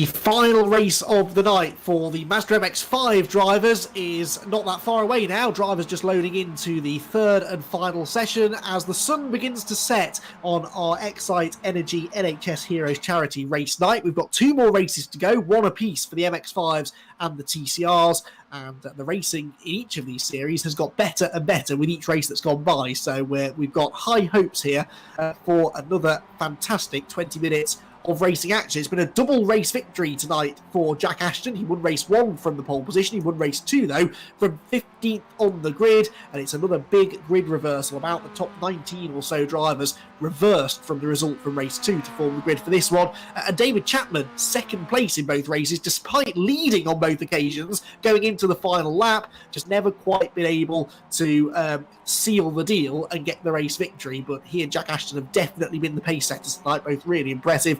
Kip Stevens got his first podium of the night in race 2 ahead of Rafael Dazastic, who was 4th in both races, and Williams, who got himself top 5. Andy McEwen here in the comms box, once again joined by Cammy Sturch. Cammy, I know you've been enjoying the racing tonight. It has been phenomenal. Jack Ashton, I know you said at the start of the night, would be quick and he was likely to win. And I didn't disagree with you, but I maybe actually, in a way, thought he'd have it a bit easier than he has done, but he's had to work for it. He really has. I mean, he can make these victories look easy, but he's been pushed all the way, really, hasn't he, by Dave Chapman. He has not made it easy for Jack. It is a couple of very well-deserved victories, I have to admit. It's been incredible. Dave Cyrus was saying in the chat that winner takes all, but I think Jack wouldn't agree with him there, but he will be looking to make this a hat-trick of victories, which... I mean, that would be impressive, really. I'd be breathless if he could do that, but I know Dave Chapman won't really be looking forward to that. He will want to break this stream of victories that Jack's got, as we've come to the end of our practice session now, I think. Yes, we have. Yes, indeed. Most of the drivers, if not all of them, seem to be loaded in, so the grid will start to be set, and Jack Ashton and Dave Chapman will start together, but a long way further down the field than they are accustomed to. Let's run you through that grid then for our final MX-5 race of the night. James Shrimpton and Joe McMullen have row 1 to themselves. Then it's Ben Williams and Jack Oliphant. Good to see Jack at the front. He's 4th on the grid ahead of Justin Dervish and Calais Cavisto. Then it's Matty Taylor and Liam Silkstone with Jordan Hampson and Will Ashmore rounding out 10. Then it's Andy Maxwell and Chris Slater, 2 drivers very used to racing these MX-5s. Dave Cyrus has Charles Kellyman, another MX-5 veteran, on the 7th row. Then Dan Hunt and Rafael Dazastic next in line. Then it's Kip Stevens, David Chapman and Jack Ashton. So the top 3 from race 2 are 17th, 18th and 19th respectively for this one, with Michael Ellett rounding out the top 20. Then it's Andre Zeller, Tim Darracott, Lewis Mayer, Shane Pettingill, Gavin Baker, Andrew Jebson and Richard Palmer at the back of the grid. So what do you think, Cammy? Has Jack Ashton got a realistic shot at 3 wins out of 3? If not, who wins it? As much as I'd love to support. And we're just heading to the lights now, I think. Yeah, no, absolutely. The race about to get underway then, and it's going to be all action into that first corner. Lights go out, away they go, and it is James Shrimpton with Joe McMullen on row number 1, and McMullen seems to have got the better start. He's on the inside line into the first corner at Abbey, and the white car with its headlights ablaze turns into the first corner just ahead, but Shrimpton tries to carry the speed around the outside, trying to carry momentum up into the braking zone at Village, but they're three abreast. Ben Williams joining in too, and Jack Oliphant's also a part of the fun. This surely will not end well as they head into the first braking zone. They've avoided contact so far, and Jack Oliphant does come round the outside into 3rd position. Number 19 there running a bit wide further back, that's Andy Maxwell. That's interesting because I'm sure David Chapman was 19 earlier on, but never mind. Through the corner they go, and there has been contact. Then Williams is off, unfortunately, and James Shrimpton. Oh, and more contact, and a huge accident there. Around goes the number 37 car of Calais Cavisto, and lots of others piling in behind. I've been really impressed with how clean the starts have been so far tonight, Cammy. It was bound to go wrong at some point, and I suppose it was almost inevitable it will be in race 3. I suppose it was, yeah. Real shame for anyone who hit those cars that were sideways on the track. That will cause a lot of front-end damage and will affect their top-end speeders. I think we're going to a replay. Yep, so there, the 37 car spins, and oh dear. Oh, and once you get the back end out, it's very difficult to recover. Yeah, exactly. And that is race-ending damage. That's going to take a long time to repair. That essentially puts them out of the race. Let's see. Oh, there was just a bit of a knock there for Carlo Cavisto, and it kind of just tipped him sideways. It's easy to do that on cold tyres. It doesn't take much to lose control of the car, and once you lose control in front of the pack, then kind of just braced for impact, really. You know that other people are going to collect you. And unfortunately for Carle, several people did. Jack Ashton and David Chapman, though, both got through that in one piece, you'll be glad to hear. Chapman in 8th, Ashton in 9th, but they're both now going ahead of Justin Dervish. There's a spin there through the exit of the Maggots and Beckett's loop, which I think has helped them out even further. So Ashton and Chapman are now, well, Chapman 6th and Ashton in 7th position. They've gained a lot of ground out of that, and they both have done well to avoid sustaining damage in the early skirmishes there through Aintree Corner. We're hearing Chapman might have some damage. Let's have a look at the back of his car. Yeah, possibly. But then I would imagine most people have a little bit of bodywork damage, a small amount of damage, Cammy, you can deal with. It's when you start sort of knocking the suspension out and doing real damage to the steering. Oh, it's not slowing Chapman down, though, is it? He is really being aggressive here to try and get to the front. No, it's the front end damage they're going to be watching out for, especially a heavy T-bone incident. Really, it will damage the engine and it will really knock off your top end speed and can even put your steering out of kilter. But I think a spinner we had earlier was Jordan Hampson, actually, earlier then. But yes, okay, so he was in the lead, I think. Jordan Hampson, the red and white Fnatic MX-5. I think he caught the sausage curb, bounced the car, got off balance, and put him into a spin that he couldn't recover from. So that is a shame. Yeah, well, yeah, those curbs can be lethal, can't they? Very easy to lose control over them. Jack Oliphant there with some damage as well, and he's the leader. He's the running well. You weren't ready to say the leader then, were you? It's more the fact that even the race leader's car looks like it belongs in a scrap heap, really, but that's just kind of the story of the first lap. But no, we give Jack some stick because he is a colleague of ours here at Year One Racing Team. He helps us cover quite a bit of sim racing from time to time, and we give those closest to us most stick, really, don't we? But yeah, he is out in front. He's sustained a bit of damage. Now, the fact that he's got that front-end damage, if he was in the pack, Cammy, that might not hurt him as much because you can use that slipstream to overcome a bit of aero damage, but he's out in front. He is on his own, no one to slipstream with, and do you think that's why Disastric and Cyrus behind are starting to reel him in so quickly? I don't think he's losing too much time. Just looking at the gaps, he's maintaining it. We'll find out down Hanger Straight, really, where if he is losing speed, but if he's just got the steering slightly out of kilter and he can just turn left or right to compensate for that, he should be all right to keep going, and hopefully he'll be looking to maintain that first position, and he's probably screaming for the race to end now. Yes, I know, he'll be, he would much rather this was a 5-minute race than a 20-minute race, I think, but it's fair to say Jack probably didn't really sound that enthusiastic about winning any races tonight, but he's had a slowdown penalty. Jack, what have you done? He's thrown away the race lead, and he will drop down to probably outside of the top 5. He was under pressure there, wasn't he? Because Rafael was coming. You could see the gap was starting to shrink. And if he knows he's down on straight line speed, I guess he's going to push even harder through the corners. But that is always the risk you run. That is such a shame. He was really... I know he would have been happy with the result. Even just keeping it in the top 5, he would have been really happy. But I don't even see where... Did you see where he picked up the time penalty? I can only assume he took too much curve through Maggots and Beckett's, but I mean, he didn't seem to be taking almost as much as Disastric behind him, so it's unfortunate. If he did exceed track limits, it wasn't by a huge amount, and that's what Dan was saying, wasn't it, in the previous race? If you get a slowdown penalty 5 or 6 laps in, it won't cost you as much as if you get one in the early stages. But when everyone's bunched together like that, you only have to lift off the throttle for a couple of seconds, and that loss of momentum can lose you 5 or 6 places, as we've seen there. He's dropped outside the top 5. That's it. And the risk is, if you try and serve your time penalty in the middle of a corner, then you have the risk of somebody giving you a love tap from behind and putting you into a spin, which will just cost you even more time. Yeah, we're getting confirmation from Dan Blake that it was through Beckett, so he must have just taken too much of the inside curve through Beckett's corner. You want to straight line that corner as much as you can there. I'm talking about that first part of Beckett's, the first right-hander. You want to try and take as straight a line through there as possible, because in these cars, you probably don't do much braking into that section, do you? It's, again, all about keeping that speed up, but he's just straight-lined it a little too much, unfortunately. Right, this is a pivotal battle now. Dave Cyrus has been caught by Dave Chapman, the two Daves together, but Jack Ashton is 1.3 seconds behind them. If Chapman sits behind Cyrus for too long, then that advantage he has over Ashton will disappear. he gets through quickly, though, that might just give him the breathing room he needs to set after the race leader without having to worry about Ashton behind him. So it's pivotal here, I think, Cammy, that Dave Chapman gets on with this and gets into second quickly. Yeah, it's really, what also amazes me is no matter how these grids have been arranged, it naturally seems to filter out. The top drivers seem to just filter back to the front very quickly within only a couple laps. 16 places gained for Dave Chapman, 15 for Dazashtik in front of him, 15 for Ashton in fourth, 10 for Cyrus in third. In fact, the top 5 drivers in the race have all gained a good amount of places. Ashton is ahead of Cyrus now as well, so Chapman's gone through, and Ashton, well, he's not quite sealed the deal yet, but he will do halfway down the Hanger Straight. So Chapman, in making that overtake, it cost him about half a second. He was 1.3 seconds ahead of Ashton before he passed Cyrus. He's now just 6.5 tenths ahead, so is that close enough, do you think, for Ashton to get a bit of a tow? I think he certainly appears to, because he's getting even closer now. I think so. It's like the Skip Barber cars. It all comes down to tow.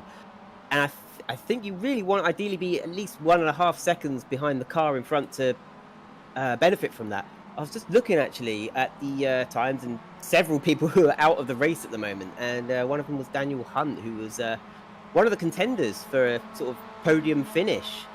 I know he was fighting at the front in the previous 2 rounds, but sort of had strokes of bad luck, whether it was being tapped by Jack Ashton or the time penalty in round 2, but he's out the race in the 3rd one. I think he was caught up in the Calais Cavisto incident on lap 1. Calais, by the way, is 20th, so he's picking his way back through slowly but surely, but yeah, things not quite going to plan for him. Battle for second place then, Chapman versus Ashton. Now, if we look at the lap times, they're both quicker than the leader. Dazashtik, the race leader on the last lap, did a 2:29.2, 2:28.4 for Chapman, but a 2:27.6 for Jack Ashton. So Jack Ashton, about 1.5 seconds, just over 1.5 seconds actually, quicker than the race leader. He is not going to want to hang around behind Dave Chapman for too much longer. There are the lead 3. You can see them coming through Brooklands into Luffield Corner now for the 4th time of asking. I think they're going to catch the leader, aren't they? But then, with the way that the races have gone so far today, we know Raffle is quick as well. He's been in the mix in both of the previous 2 races, getting himself a 4th place finish in those 2 races. So now we've got 3 drivers at the front, all of whom are pretty evenly matched, and still just over half the race to go to settle it out between themselves. So I think we're in for a really good he's scrap for the victory, unless, of course, Raffle throws it off the road, which he seems to be doing his best to do. I say he got very sideways there. He's got to be careful of those track limits. The last thing he needs now is to pick up a time penalty and throw the race away. As Jack takes a lot of curb there. I'd be interested to see if he picked up a time penalty there. It was a lot of curb as he just tries to get the most efficient line through Maggots and Beckett's as they come through Chapel Curve and down the Hanger Straight. It looks like Jack will be making a move on his old nemesis Chapman. We'll see if he gets the move done.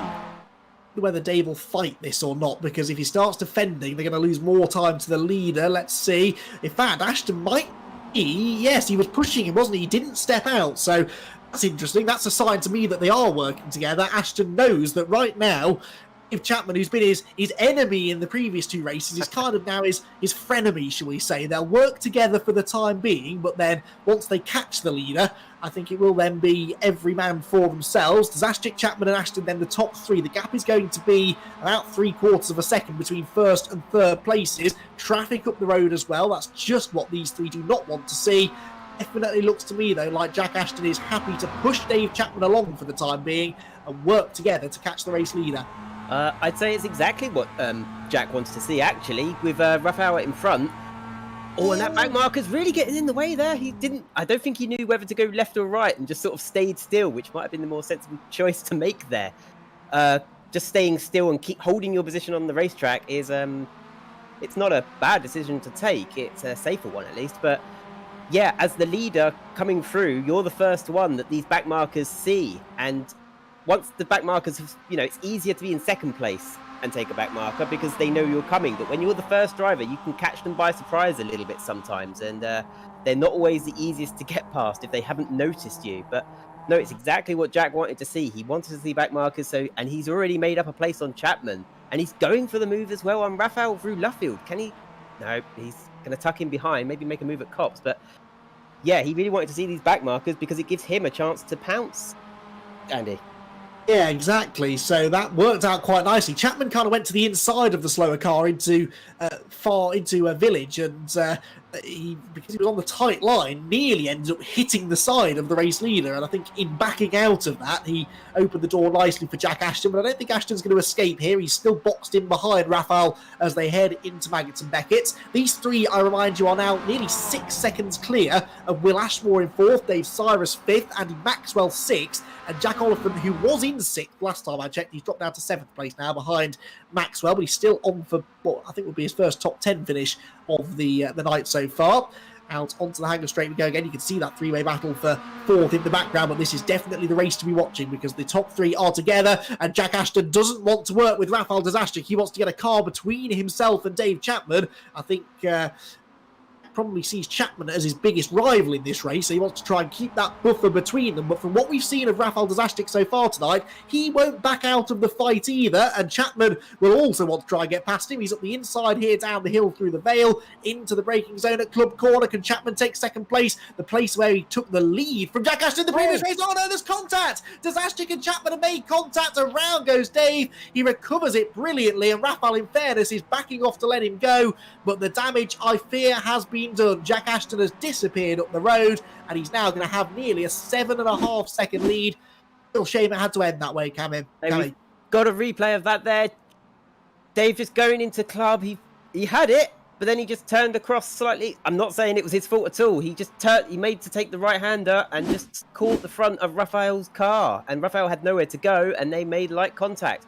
Very wise of Chapman to keep his foot down and execute a very neat 360. I'll give him a 9 out of 10 for the acrobatics on track. Now, Way to minimise his time lost, but yeah, I think Jack Ashton slowed down. That's what I was about to say, Cammy. The lead gap was about 7 seconds. It's come right down. I think this is some real sportsmanship here from Jack Ashton. He knows that if that contact hadn't happened, Chapman and Daszczyk would have probably battled him right to the flag. So he's backed off. This is something you definitely wouldn't see in the real world. He's back off, let those two catch back up again. The trouble is they're bringing Dave Cyrus with them as well. So Ashton is actually going to have even more on his hands now than he maybe bargained for. But that is really lovely to see. You know, this is a charity event. It's all for fun. It's all just to provide some really good entertainment. And that's Jack Ashton really getting into the spirit of things. Well, Jack's won 2 of the races so far. He has nothing to prove, but I was speaking with him between races, and he's... I don't know if you remember when I said that because Jack had a little bit of damage on the back of his car, I suggested that the back end of his car might be a bit less stable, as I think you pointed out that he wasn't able to get away from Chapman in 2nd place. And he actually told me he was backing off a little bit through the corners just to make the racing more exciting. So I think he's having a lot of fun out there, and he's enjoying it. And he wants the viewers to enjoy it as well. And that sort of underlines the sort of person Jack is. He's a lovely chap and a fast chap. As they're coming up to, I recognise the livery without even looking at the stats. I believe that's Kip Stevens. Oh dear, this could get interesting then. Kip's always a bit of a live wire, isn't he? He has had a top 5 actually in the first race tonight, but not going to get one here. He's about to be lapped in 22nd place. So Jack Ashton, I've heard drivers say that before. Oh yeah, no, I was just backing off to make it a more entertaining race. And secretly, I've not really quite believed them, but I think on this occasion with Jack, it's fairly clear to see what he's been doing. But now, I think they will do battle again for the final 4 minutes or so. They're dropping Dave Cyrus again. Dave just doesn't quite seem to have Cyrus, this is the leader, the pace of the race leaders. And so there they go, 1, 2, 3 across the start finish line. Ashton, Chapman, Daszczyk, the 3 of them covered by only about half a second. And Chapman is in the slipstream. Oh, and Ashton is sideways. Doesn't look like he's backing off now through the corners, does it? He is really hanging the tail of that MX-5 out. And so far, so good. He's keeping Chapman at arm's length. It might just take a mistake here, I think, for Ashton to give this one away, and he doesn't make many of those. No, I think he's in his element, and he's just having a good time. I imagine he's got a big grin on his sim rig. And what I'm surprised is that the slowdown they all had and the time lost through their spins and the sportsmanship allowed Dave Cyrus to close up, but they are immediately pulling away from Dave Cyrus again. He is not able to keep pace with these 3 guys, and that is a testament to the skill of these drivers.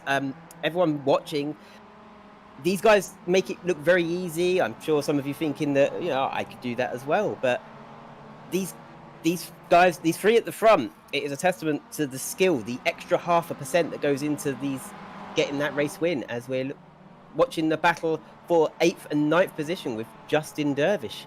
And I believe, and is that Ben Williams? It is Ben Williams. I was going to say Jack Oliphant, but there's Jack in the background in purple. So it's always good to see these battles going on track as well. I know we spend a lot of time looking at the front runners, but it is always good to look at the midfield battles that take place as well, because there's some very exciting, some very exciting battles going on out there. Yeah, no, this is typical MX5 racing as well, and it's a form of racing I've been looking to cover an awful lot of in the real world over recent years, and this is what the racing's always like. I mean, look at this, there are battles all the way up and down the order. That was Tim Darracott there, going up the inside of Gavin Baker. This is for 13th place, but you'd be forgiven for thinking it was for a podium place, really, given how they're toing and froing, and you have such a big grid as well. It means that the chances are there's always going to be someone for you to race with, someone who is of a similar sort of experience or skill level to you. Richard Palmer here trying to fend off the recovering Calais Cavisto. Calais' car cannot be handling right the amount of contact that it received earlier on. He's not been in the pits either, so that car, which acted as a launching ramp for another car that went somersaulting down the Wellington Straight, but Cavisto is continuing anyway, despite the damage, despite the fact the car almost certainly isn't handling well. And again, drivers getting into the spirit of this charity event here. There are no points on offer. Finishing 18th position will give him absolutely nothing worth celebrating. He's still got a battle to have. He's still got drivers to try and race. He's pulling up now to try and overtake Richard Palmer down to Copse Corner. He'll have the inside line. And I think Calais Cavisto should be able to move through. Late on the brakes, turns in, and moves ahead. But Cammy, you know this as well. If you're a racer and you're back in the pack, it doesn't really matter what position you're fighting for.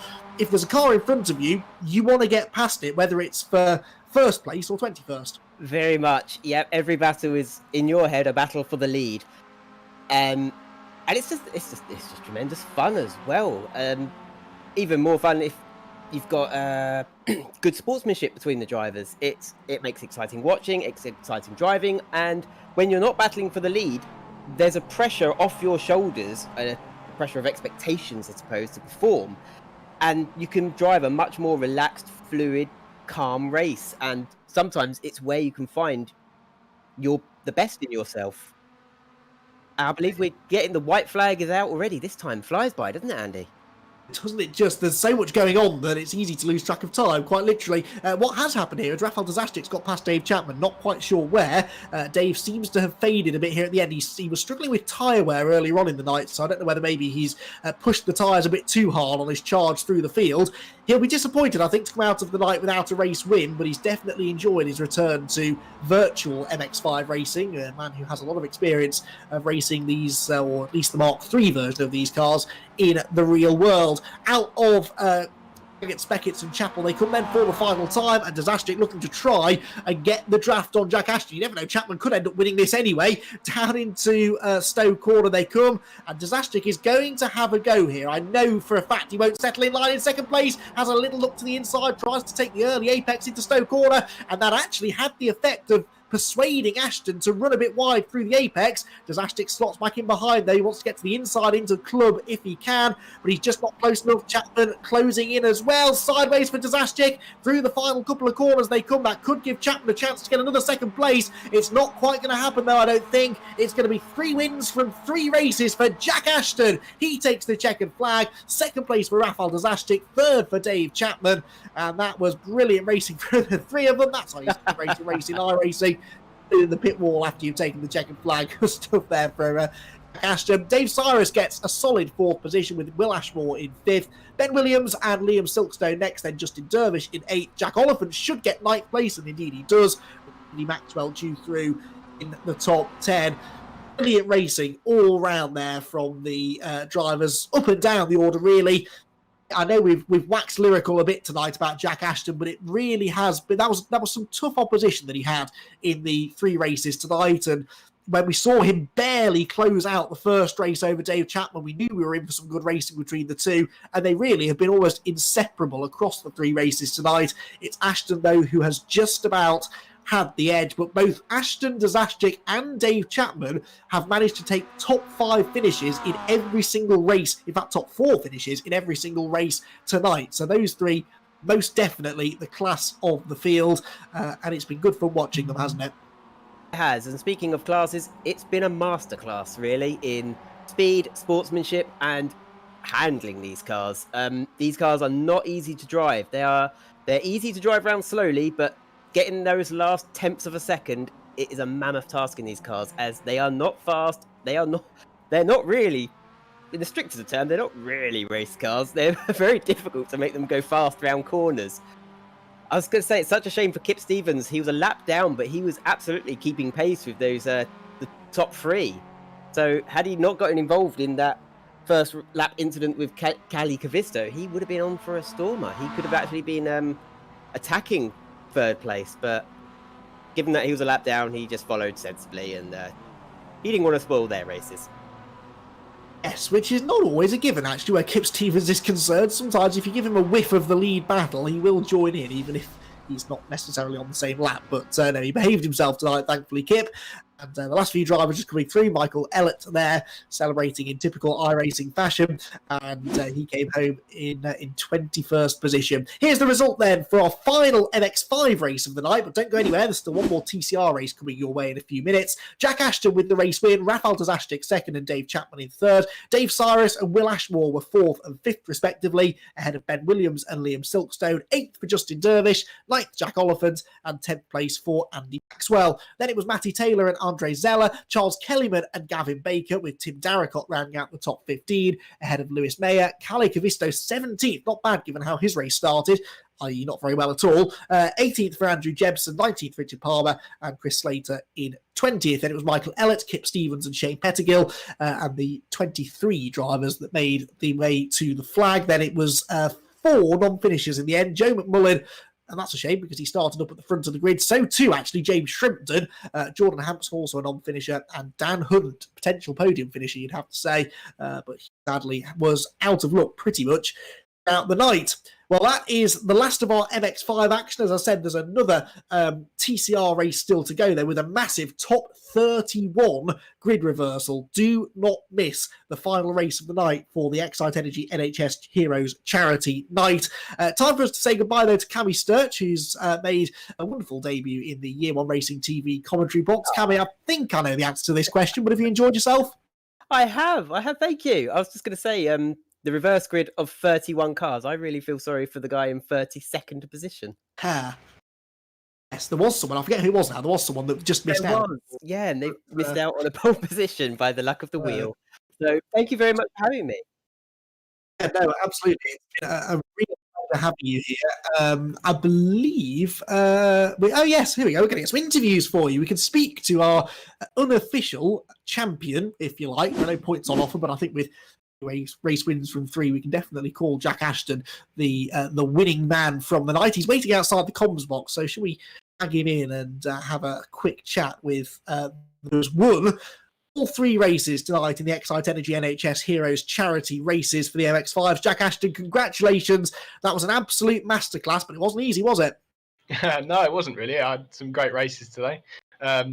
Some great races. I think Rafael was really quick tonight. And what was the other one? I had some great races. I completely forgot his name. That'd be Mr. Chapman. That's correct. Yeah, I had some great races with him. My other friend Brian, we had some good races in the first race. Tonight there's loads of good quick people in there, so it's been great. Yeah, good fun tonight. And it's nice for you guys. I know, I'm sure you had plans in the real world this year that have sadly been put on hold. Nice for you to get out there and enjoy some racing, especially given the fact that we're racing for such a good cause tonight. Yeah, absolutely. Yeah, there's nothing better doing it for a great cause like it is, especially in hard times we are now. It's certainly bearing on me that racing isn't happening, but this is certainly keeping the tick going, if let's say. Well, and it's fairly familiar to see you out in front of the field, although to work that hard for race victories, maybe actually not something you've had that much experience of. You've been dominant in recent years in the MG Metro Championship. Have you ever considered a shift over to MX5s? I've got a feeling you might be quite good in them. What makes you say that? No, but yeah, I'd love to. Unfortunately, budget is my main cause in racing. I see real racing as a hobby and fun, and treat sim racing as a serious kind of thing, let's say. Because at the end of the day, in my eyes, real racing doesn't really get much elsewhere without a lot of money. I think a lot of people know that. So I'd treat it as great fun. We have a lot of racing family racing in the metros. Obviously, this year I'm going to be moving into a different championship, but still with me trusty old metro, and with the same sort of paddock. So all the same friends and family around. So it's just about the nice paddock and friendly track racing. Really, you don't get any naughty drivers out on track with the club racing level that I race in. So that's all I do it for, really. Absolutely, and I hope that we get the chance to catch up in a paddock at some point in the very near future. Jack, thank you very much for joining us tonight. Thank you for putting on a show, and congratulations on 3 race wins. Thank you very much. Yeah, it's been a pleasure. Thank you. Stuff. Jack Ashton, then winner of all 3 of your MX5 races tonight here on Year One Racing TV. That is it for the Real Drive Sports Cars. It's now time though to move back over to the TCRs, their 3rd and final race coming up in just a few minutes.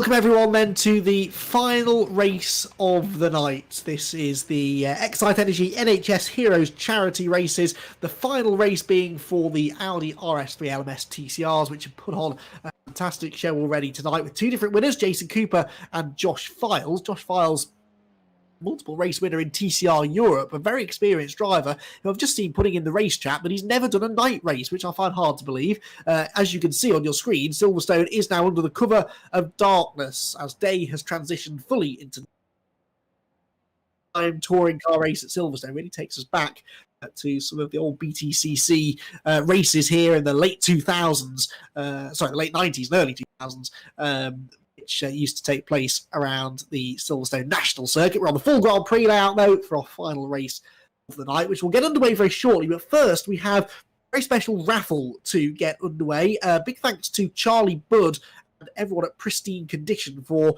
donating a prize for all of our non-professional racers in competing tonight across both the TCR and MX5 races. And we've obviously had a lot of real-world professional drivers joining in, but there have also been an awful lot of drivers who are not real-world pros, and they are all eligible to win 2 tickets to the British Touring Car Championship, I presume a meeting of their choice when we do eventually go racing again later on this year. So the prize will be decided basically by a random draw. So if you take, we're taking all of the non-pro drivers, there are 55 of them, and putting them in a random draw, which Graham Sessford, our producer, will do now to pick our random winner for these 2 British Touring Car Championship tickets. So the wheel is spinning and it lands on 15, which is David Chapman. I wonder who he'll take to that British Touring Car round. Maybe his best friend, Andy McEwen, who knows. I've said lots of nice things about you tonight, Dave, so I hope you remember me. David Chapman gets the win in the raffle, and I'm sure he'll be delighted at that. So anyway, I can't believe that. We're about to go racing for the TCRs with a virtually full reversed grid. There's almost not much point running you through the grid because it will change by the corner, but Alan Toon, for what it's worth, has pole with Dave Newsham alongside him on row 1, Scott Malcolm and Roger Morton row 2, then Fraser Lewis-Smith and Carl Swift on row 3, Dave Buki and Ralph Cullinan are on the 4th row, Jason Cooper and Rob Baker row 5, then Martin Higginson, Ollie Wayne, Simon Whitton, Callum Newsham and Carl Hardy will round out the top 15. It's then Emilio Largo, Lee Diva, David Ayres, Josh Malin, Chris Young. The front runners from our race 2, though, will both be a long way further down the field. We've got Josh Files, the winner, down in 30th, Adam McNally, 29th, James Gordon, 28th. Lots of quick drivers to watch for right at the back. Will they all survive lap 1, though? That's the big question. The lights are out. We're away and racing, and it's a good start made by Dave Newsham, a terrible start made by Alan Toon. He's already outside of the top 3. Fraser Lewis-Smith diving up the inside of Scott Malcolm into the first corner, but Dave Newsham has got the lead of the race, and there's contact further back. It's all gone wrong as we kind of expected, and someone is pointing the wrong way. David Ayres, I think, is dropping down the field. More contact as well as they go towards the first braking zone at Village. Dan Blake joins me in the commentary box again for this race. This was always likely to be the race where things started to go wrong. Full reverse grid. It's dark out there now as well. Yep, things are starting to go bump in the night.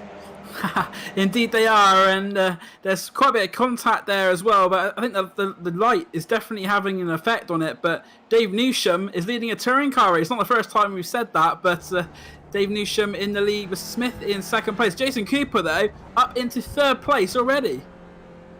Yeah, how? Well, he's getting 6th place. Now, hang on, that can't be right. Yes, he had that penalty, of course he did. So he's further down the order than he should have been. Jason Cooper had a slow-down penalty at the final corner in race 2, and he didn't quite get to serve it before he crossed the start-finish line. So actually, that's worked out beautifully for our race 1 winner, because he's now into 3rd already, having started 9th on the grid. So, sorry, man.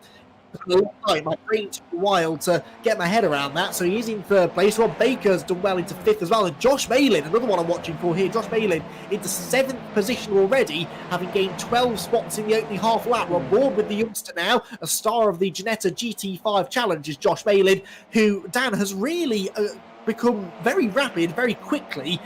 Front-wheel drive machinery, not a kind of car that he has much experience of driving, but we've seen him racing in the Power XD series and leading the Pro Championship there as well against some much more experienced names. His front-wheel drive abilities already starting to impress. Exactly, and that's the sort of thing which is a quality driver when they can go from rear-wheel drive to front-wheel drive and carry on the results. Like I've done similar, but the other way around. I've gone from front-wheel drive to rear-wheel drive, and there are lots of little intricacies about each of them that you need to learn and sort of common habit. You need to change. Oh, it's a massive launch up the curb there from Roger Morton there. So Roger Morton in 6th place. Just behind him is the car of Rav Cullingham, but Dave Newsham leads by Fraser Smith by just under 2/10. But I think Fraser Smith will be trying to make a move pretty shortly on the former BTCC race winner. Yes, to try and get away from Jason Cooper, if nothing else. Here are the leaders then. Fraser Smith in 2nd place. You can barely see that steel seal car because it's very black with just the bits of yellow highlighting. We're on board with Fraser in 2nd position. Sorry, the steel seal car in front of him, beg your pardon, of Dave Newsham, of course. And Dave Newsham, former race winner in the BTCC. I don't think he ever won a race at Silverstone, but he is still very quick around here, using lots of curb there through Brooklands Corner. 2nd place car, though, also does the same, closes in. Jason Cooper, I can tell you, is only about 3/4 of a second behind these two, and they're 2 seconds now clear of Scott Malcolm and Rob Baker, 4th and 5th. That's the battle going on in the background. There is Fraser Lewis Smith, full send written on the side of the cars. I think it might take a bit of a full send to get past Dave Newsham, though, because he's a canny racer, is Dave. He knows where to place the car to defend, and it might mean that Fraser has to make a bit of a lunge here to find a way past him. And if he doesn't do it, he's got to be quick, because Jason Cooper catching him evidently corner by corner. A gap now down to half a second between Smith and Cooper. Then there's a nice battle behind as well with Scott Malcolm, Rob Baker, Josh Malin and Callum Newsham as well, which I'm seeing. There we go. See, let's go. Oh, contact there between Malcolm and Baker, and that is going to allow Josh Malin to gain a couple of places as well. So Josh Malin on the move, and we can get past Scott Malcolm, which he should do there, up into 4th place. Now Josh Malin is a driver who I think we could see try to catch up to that front 3, but Jason Cooper now up into 2nd place. Jason Cooper's got past Fraser Lewis Smith. Didn't see where that happened. Fraser has dropped way back. He must have gone off the road. So Jason Cooper into 2nd, Fraser down to 3rd, and right in front of Josh Malin, who has already gained 15 positions from where he started. A fantastic opening lap or two here from Josh Malin. The only person to have gained more position, Josh Files, who's picked up 18 already from 30th on the grid to 12th, make that 19 as he moves ahead of Adam Delmont. So Josh Files right in the thick of all of the action here. He's probably going to gain some more places before much longer. But apart from Files, it is Malin who is by far the biggest mover up into the top 4 and right on the tail now of our 3rd place driver. Josh Files turns through here. Ollie Wayne is just in front of him, and this would get Josh into the top 10 if he can get past that Royal Air Force car in front. Takes the tighter line here into the loop, goes to the inside line. Magic Sakovic is behind him as well, and he'll try and follow him through. Files gets into the top 10. Sakovic not quite close enough to take advantage of that, but Josh Files, a man on a mission. Well, I have to say, Dan, I thought that Josh's chances of getting another top 5 in this race were pretty slim from 30th on the grid. But if he's going to do it, this is exactly the way the race needed to start. He's getting another place now into Brooklands. That's a great move there by the car of Josh Files, as you say, up into 9th place, and he's getting 21 places. We were just talking about Dave Newsham, and in the 2012 BTCC season, he did actually take a 2nd and a 3rd place at Silverstone National in Team ESRacing.com Vetra. So Dave Newsham has had some happy memories on this place in the British touring cars, a few podiums along the way. Yes, which was particularly impressive given the fact that he was in an S2000 car, albeit with a 2-litre turbo engine, an NGTC engine, in the year where there was no parity between S2000 and NGTC cars. So Dave essentially was in the older generation of car and still winning races and getting podiums. So if that doesn't tell you what a good driver he is, then nothing will. But in one-mate racing like this, there is parity. All of the cars are absolutely the same.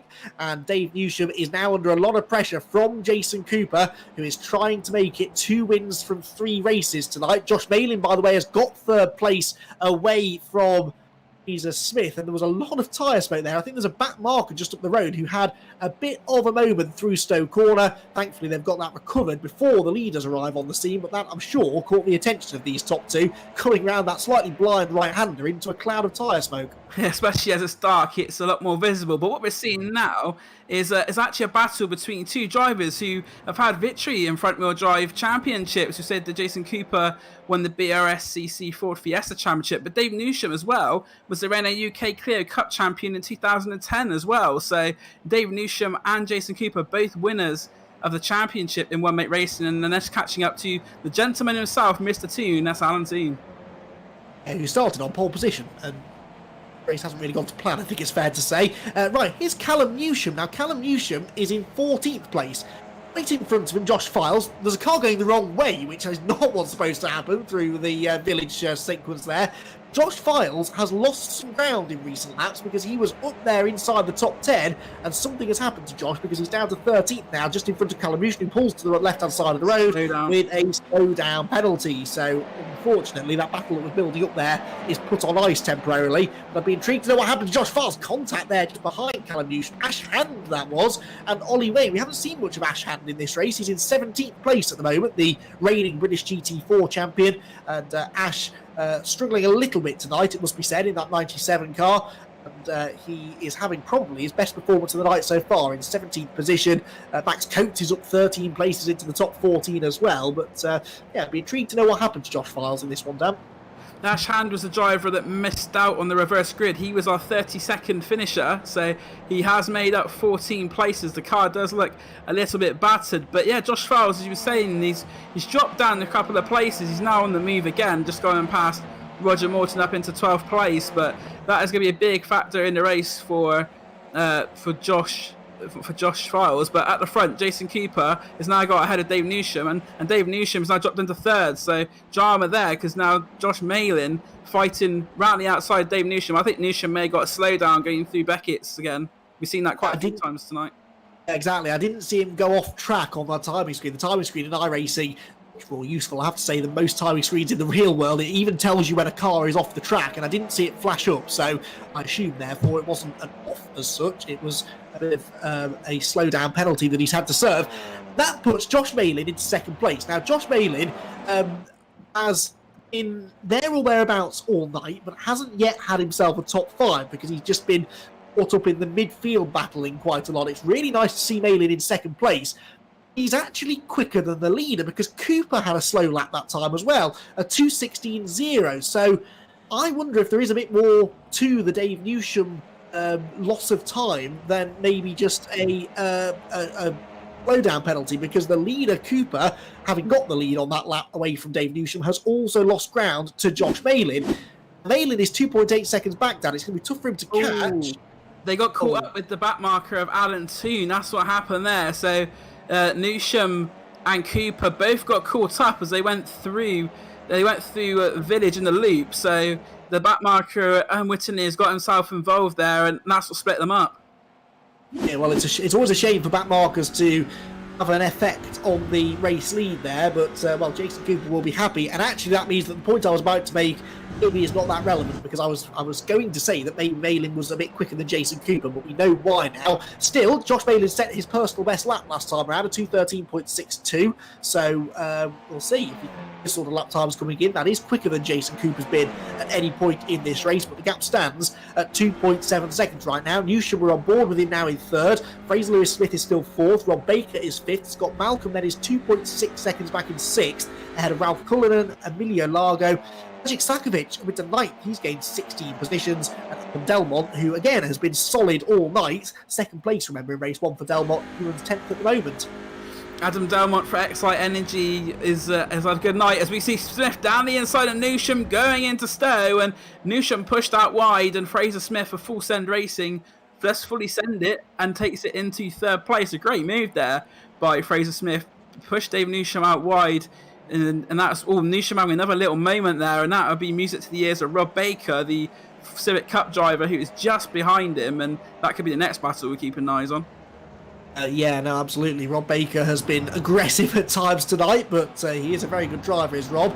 Lead gap is still coming down. Josh Malin was quicker than Jason Cooper that time by about half a second, despite the fact that Cooper set a personal best lap. So I don't know, maybe Malin can do this. He's 2.3 seconds back. Can he catch the race leader? He's escaping nicely from this three-way tussle for third between Smith, Newsham and Baker. He's got about a second over those three now. There goes Josh Malin then in the DMS liveried car that he races in the Power Max Racing E-Series. Cuts the curb there slightly through Aintree Corner, and the gap is continuing to come down. No one really has been able to hold a candle to Jason Cooper's outright pace so far tonight, Dan. That's why this is really, really impressing me now. Josh Malin quicker than the leader, and he's not even got a slipstream. He's not using any aerodynamic edge down the straights here. He is just naturally that little bit faster right now than Jason.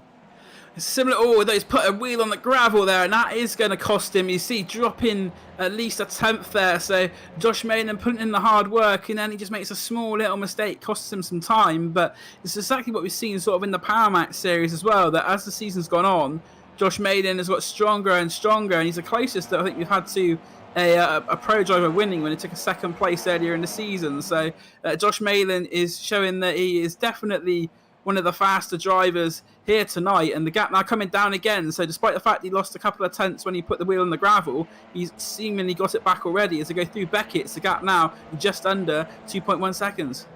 And as a driver, this is one of the best feelings in the world, isn't it? He's overtaken 17 drivers in this race, Josh Malin, and now he's broken through it all into second. He can see the leader, and the leader is getting closer and closer every corner, and it's almost like you've latched onto them now with that fishing rod, and you're just reeling them in, and you can see them, and the closer you get, almost the faster you get, because you get spurred on by the fact, okay, maybe I can do this, maybe I can win the race.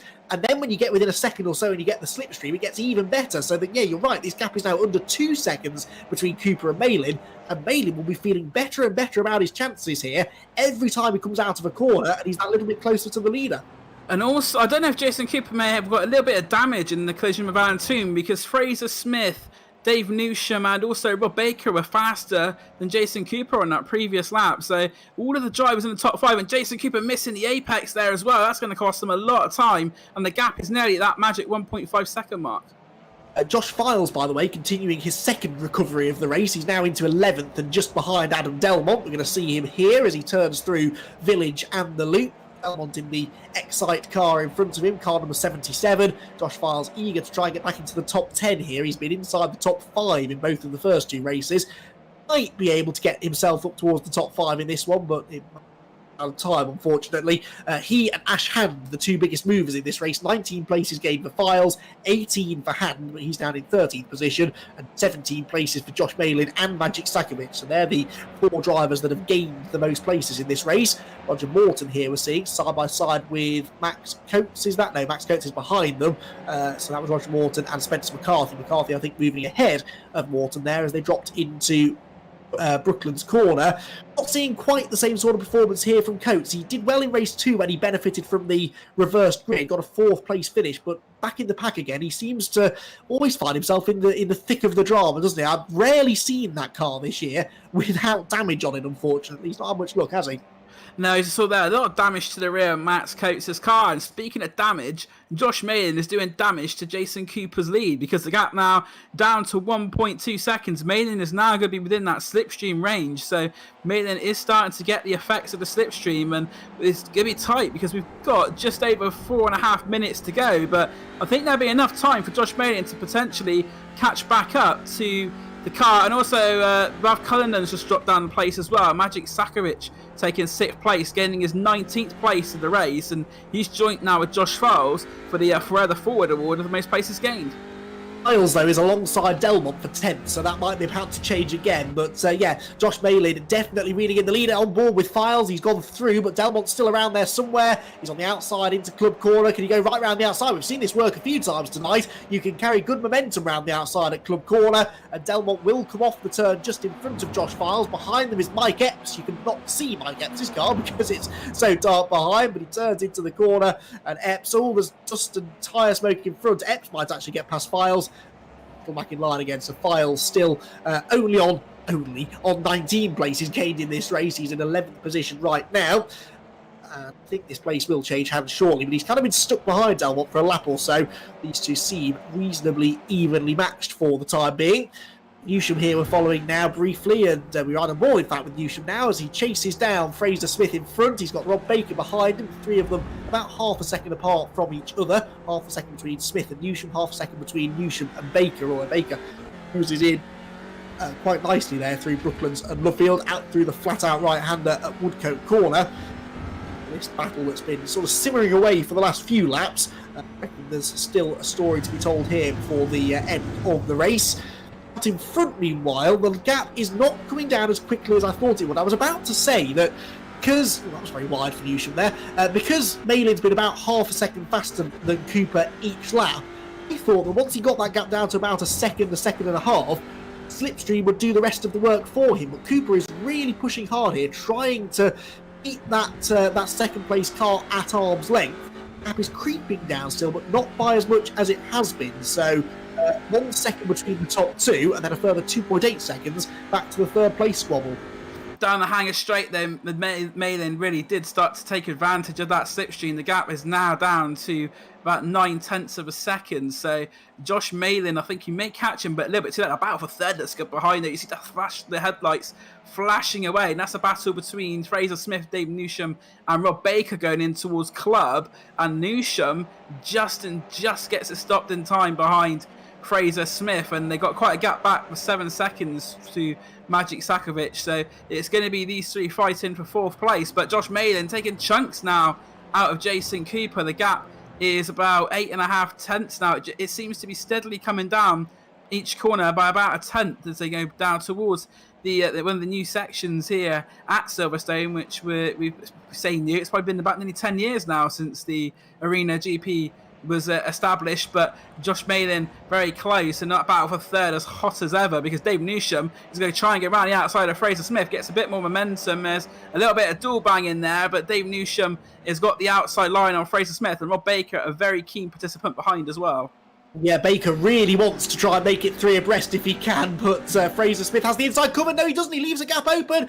Oh, and Baker thinks about it. He's on the inside of Newsham, though, but the next corner is a right-hander off wide. In front of them goes Smith, and as he rejoins the track, it nearly sends them scattering again. Newsham on the inside, Baker on the outside. Smith trying to fend them both off, which is a lot easier said than done, but he's done it well there, actually positioned the car nicely, and Fraser Smith holds on to that third position side by side behind him between Newsham and Baker, and Smith kind of giving a bit of the draft to one car, then the other, trying not to let either of them have a huge advantage. Newsham does manage to keep Baker behind, and in the end, they all stay in exactly the same order that they were in, or do they? Because here comes Baker back alongside Dave Newsham. You can't really run side by side through there, though.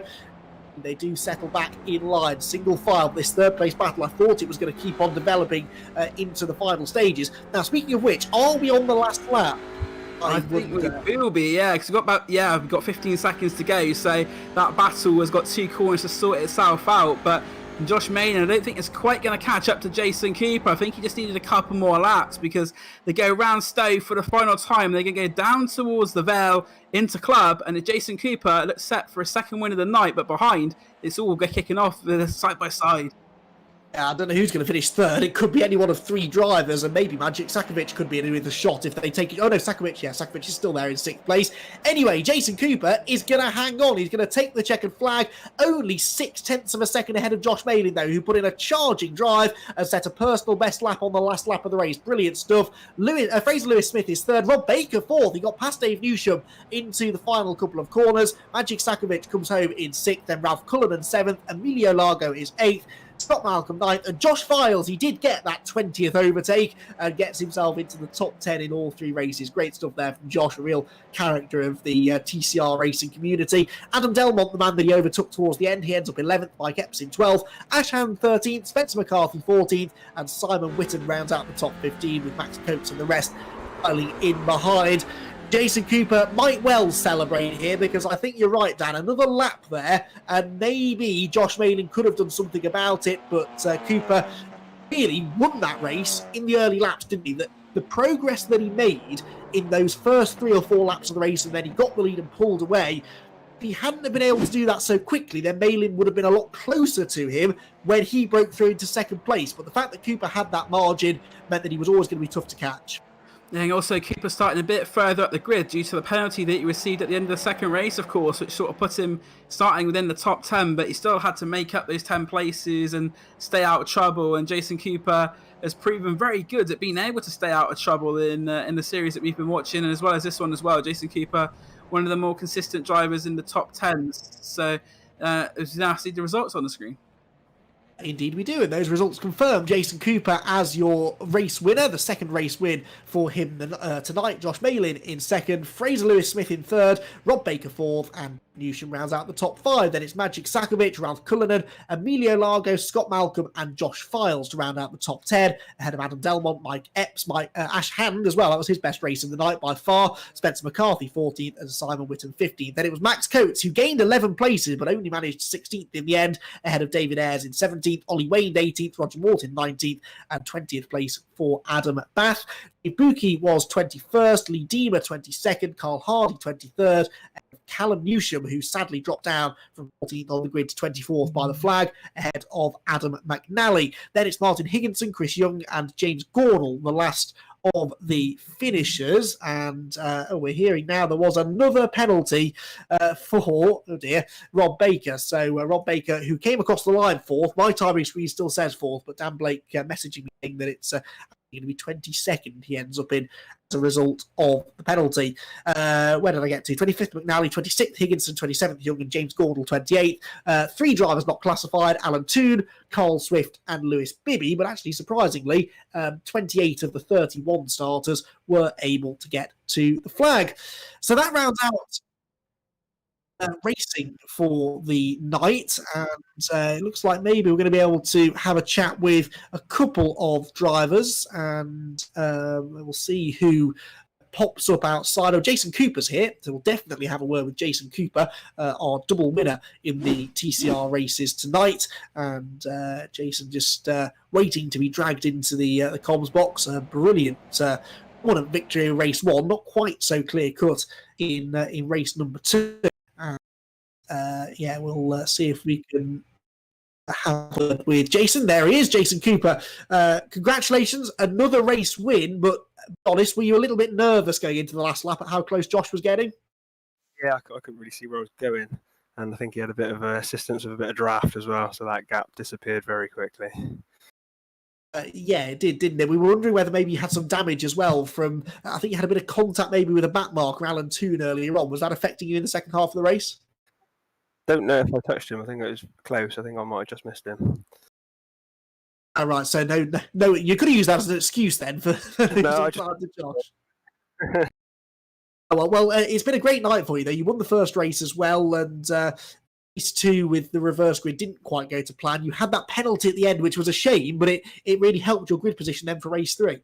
Yeah, it did, yeah. But yeah, it's a bit frustrating. I took too much curb on the last corner and it bounced me wide, and I got to slow down literally just before the line. Well, that is a shame, but still good to see you out there winning races in iRacing. But are we going to see you out on the real world tracks later on this year, winning races, provided, of course, we get some racing in later this season? Maybe. If I do anything, it'll be in a Formula Ford. So we'll have to see what happens with that. Well, fingers crossed we will see you out on the racetrack. But in the meantime, congratulations on 2 race victories tonight. Yeah. So you guys putting it on. It's been no, it's been our pleasure, honestly. Thank you, Jason. Congratulations on the race wins. Josh Malin was second. I think he's outside the comms box as well. We might be able to drag him in, get Graham Sessford on the case to pull in our second place finisher, Josh Malin. Josh, thought you were going to do it. You just... Oh, hang on. He's disappeared. There he is. Hello. Going, Josh. That's better. We thought you were going to do it. We thought you might be able to get the race win. Another lap. Might have been a different story, but that was still a really great drive. Definitely, yeah. I started P19 with the reverse grid. I was sort of eyeing up in my mind in the second race that the top 16 were sort of reversed, so I was gambling that top 16 would be the ones that would be reversed, but unfortunately not. Even so, trying to work my way through was a real chore, but it was awesome fun as well. So I think another lap and I would have got him with the toe, potentially. Yeah, exactly. You were closing in by about half a second, if not more, each lap, and it's a bit of a shame that that was kind of the first we'd seen of you inside the top 5, because I think you're starting to get your head around this Audi TCR car now, aren't you? We see you racing in the Powermax Racing E-Series in it as well, and each time you seem to get quicker and quicker. Yeah, I mean, with the RS3, it's a very, very unique driving style that you have to sort of approach to it.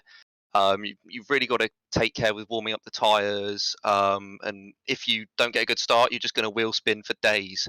So it's all about getting a good start and managing the tyres to get them into the window, and I think I just about did that.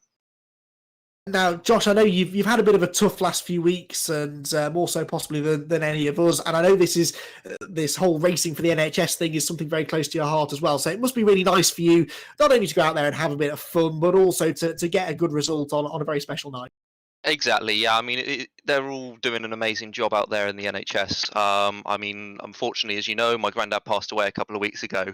So it has been, as you said, harder for me than possibly some other people in the series. But yeah, it's all racing for a good cause, and plus it's more racing, and it's what my granddad would have wanted me to do anyway. Absolutely. And yeah, I'm sure he'd be proud of some of the results you're getting recently. Things keep on getting better for Josh Malin. And hopefully, Josh, we'll see you back out racing again later this year. You're another one of the drivers racing with us tonight who's been building a pretty handy career in the real world of motorsport. What were your 2020 plans before they were put on ice for a bit? Well, the initial plan was to go back into the Pro Time Motorsport Ginetta GT5 Challenge, of which is a very, very highly contested series.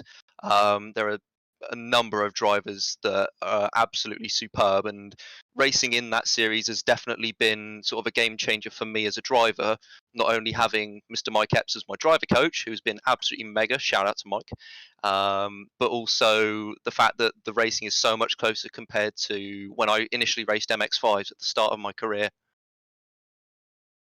Yeah, very close, very exciting, and really teaches you a thing or two as well about racecraft and how to win. So yeah, well, hopefully we'll see you back out there, and congratulations anyone on the good results, and keep them coming. I'll try to. Thank you very much, Andy.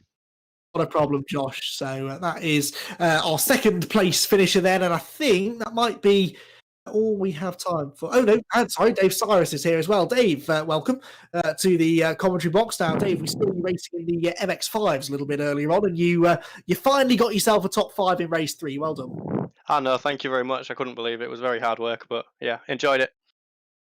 That MX5 field is pretty impressive as well, isn't it? We've kind of a lot of our attention has been given to the TCR drivers and the real pro drivers we've had there tonight, but that MX5 grid is also packed full of talent. So a top 5 really means something.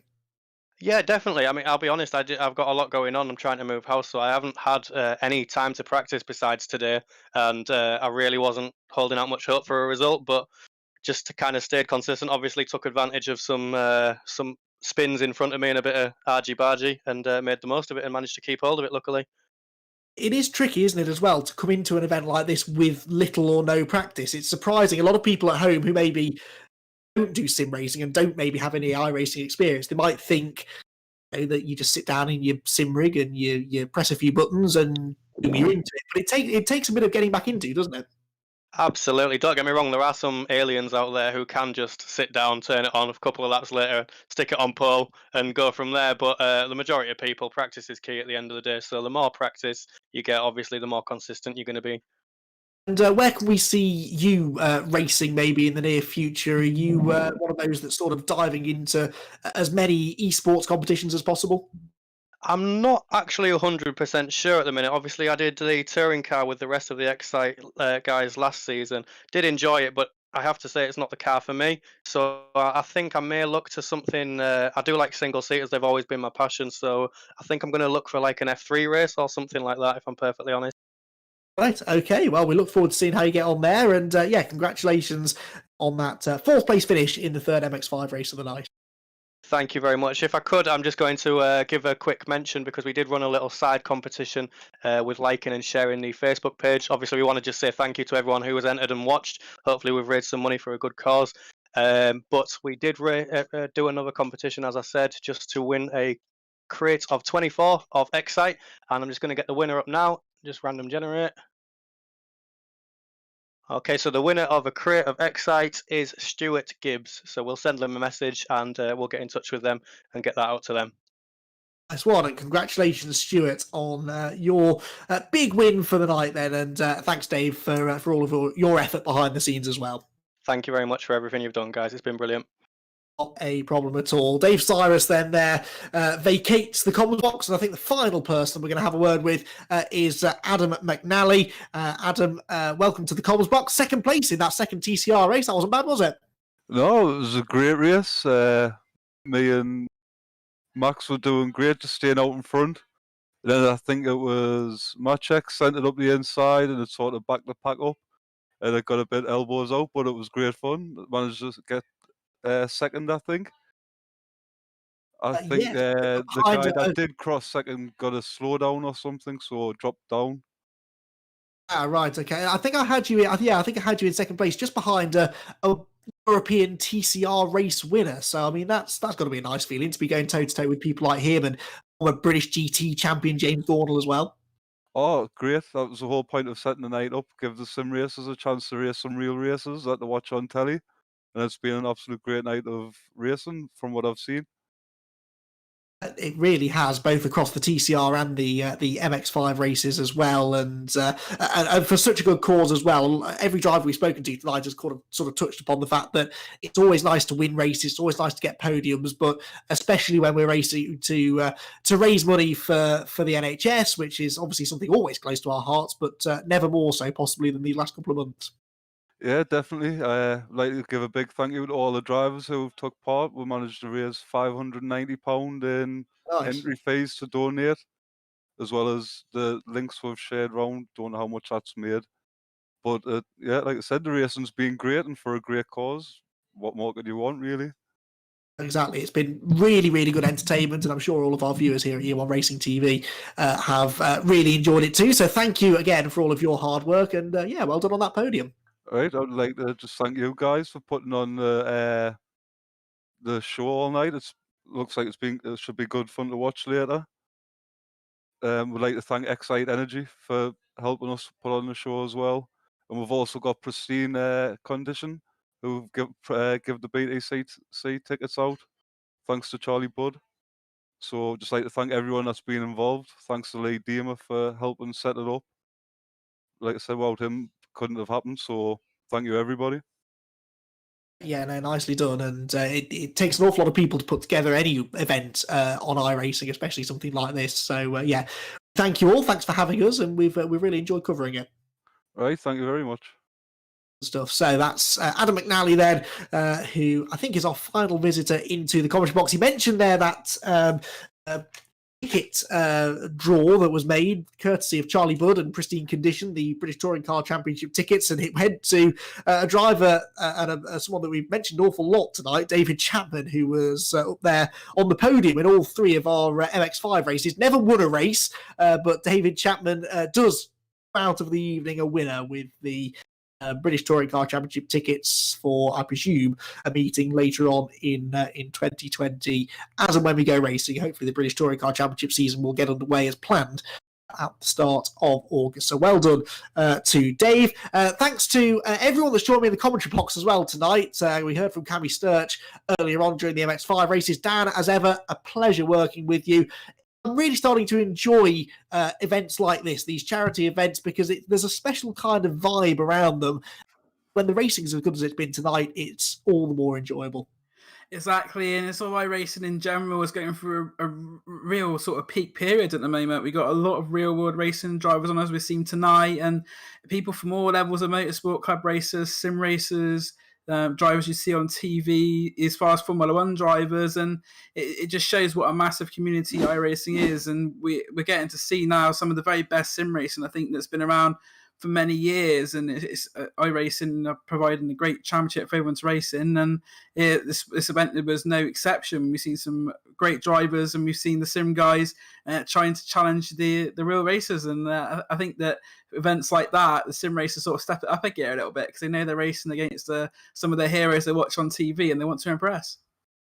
Yeah, and they really have. I know a lot of them have caught a lot of people's eyes, and who knows, that might be the the thing that they need to maybe move into real world racing when we can get back to it.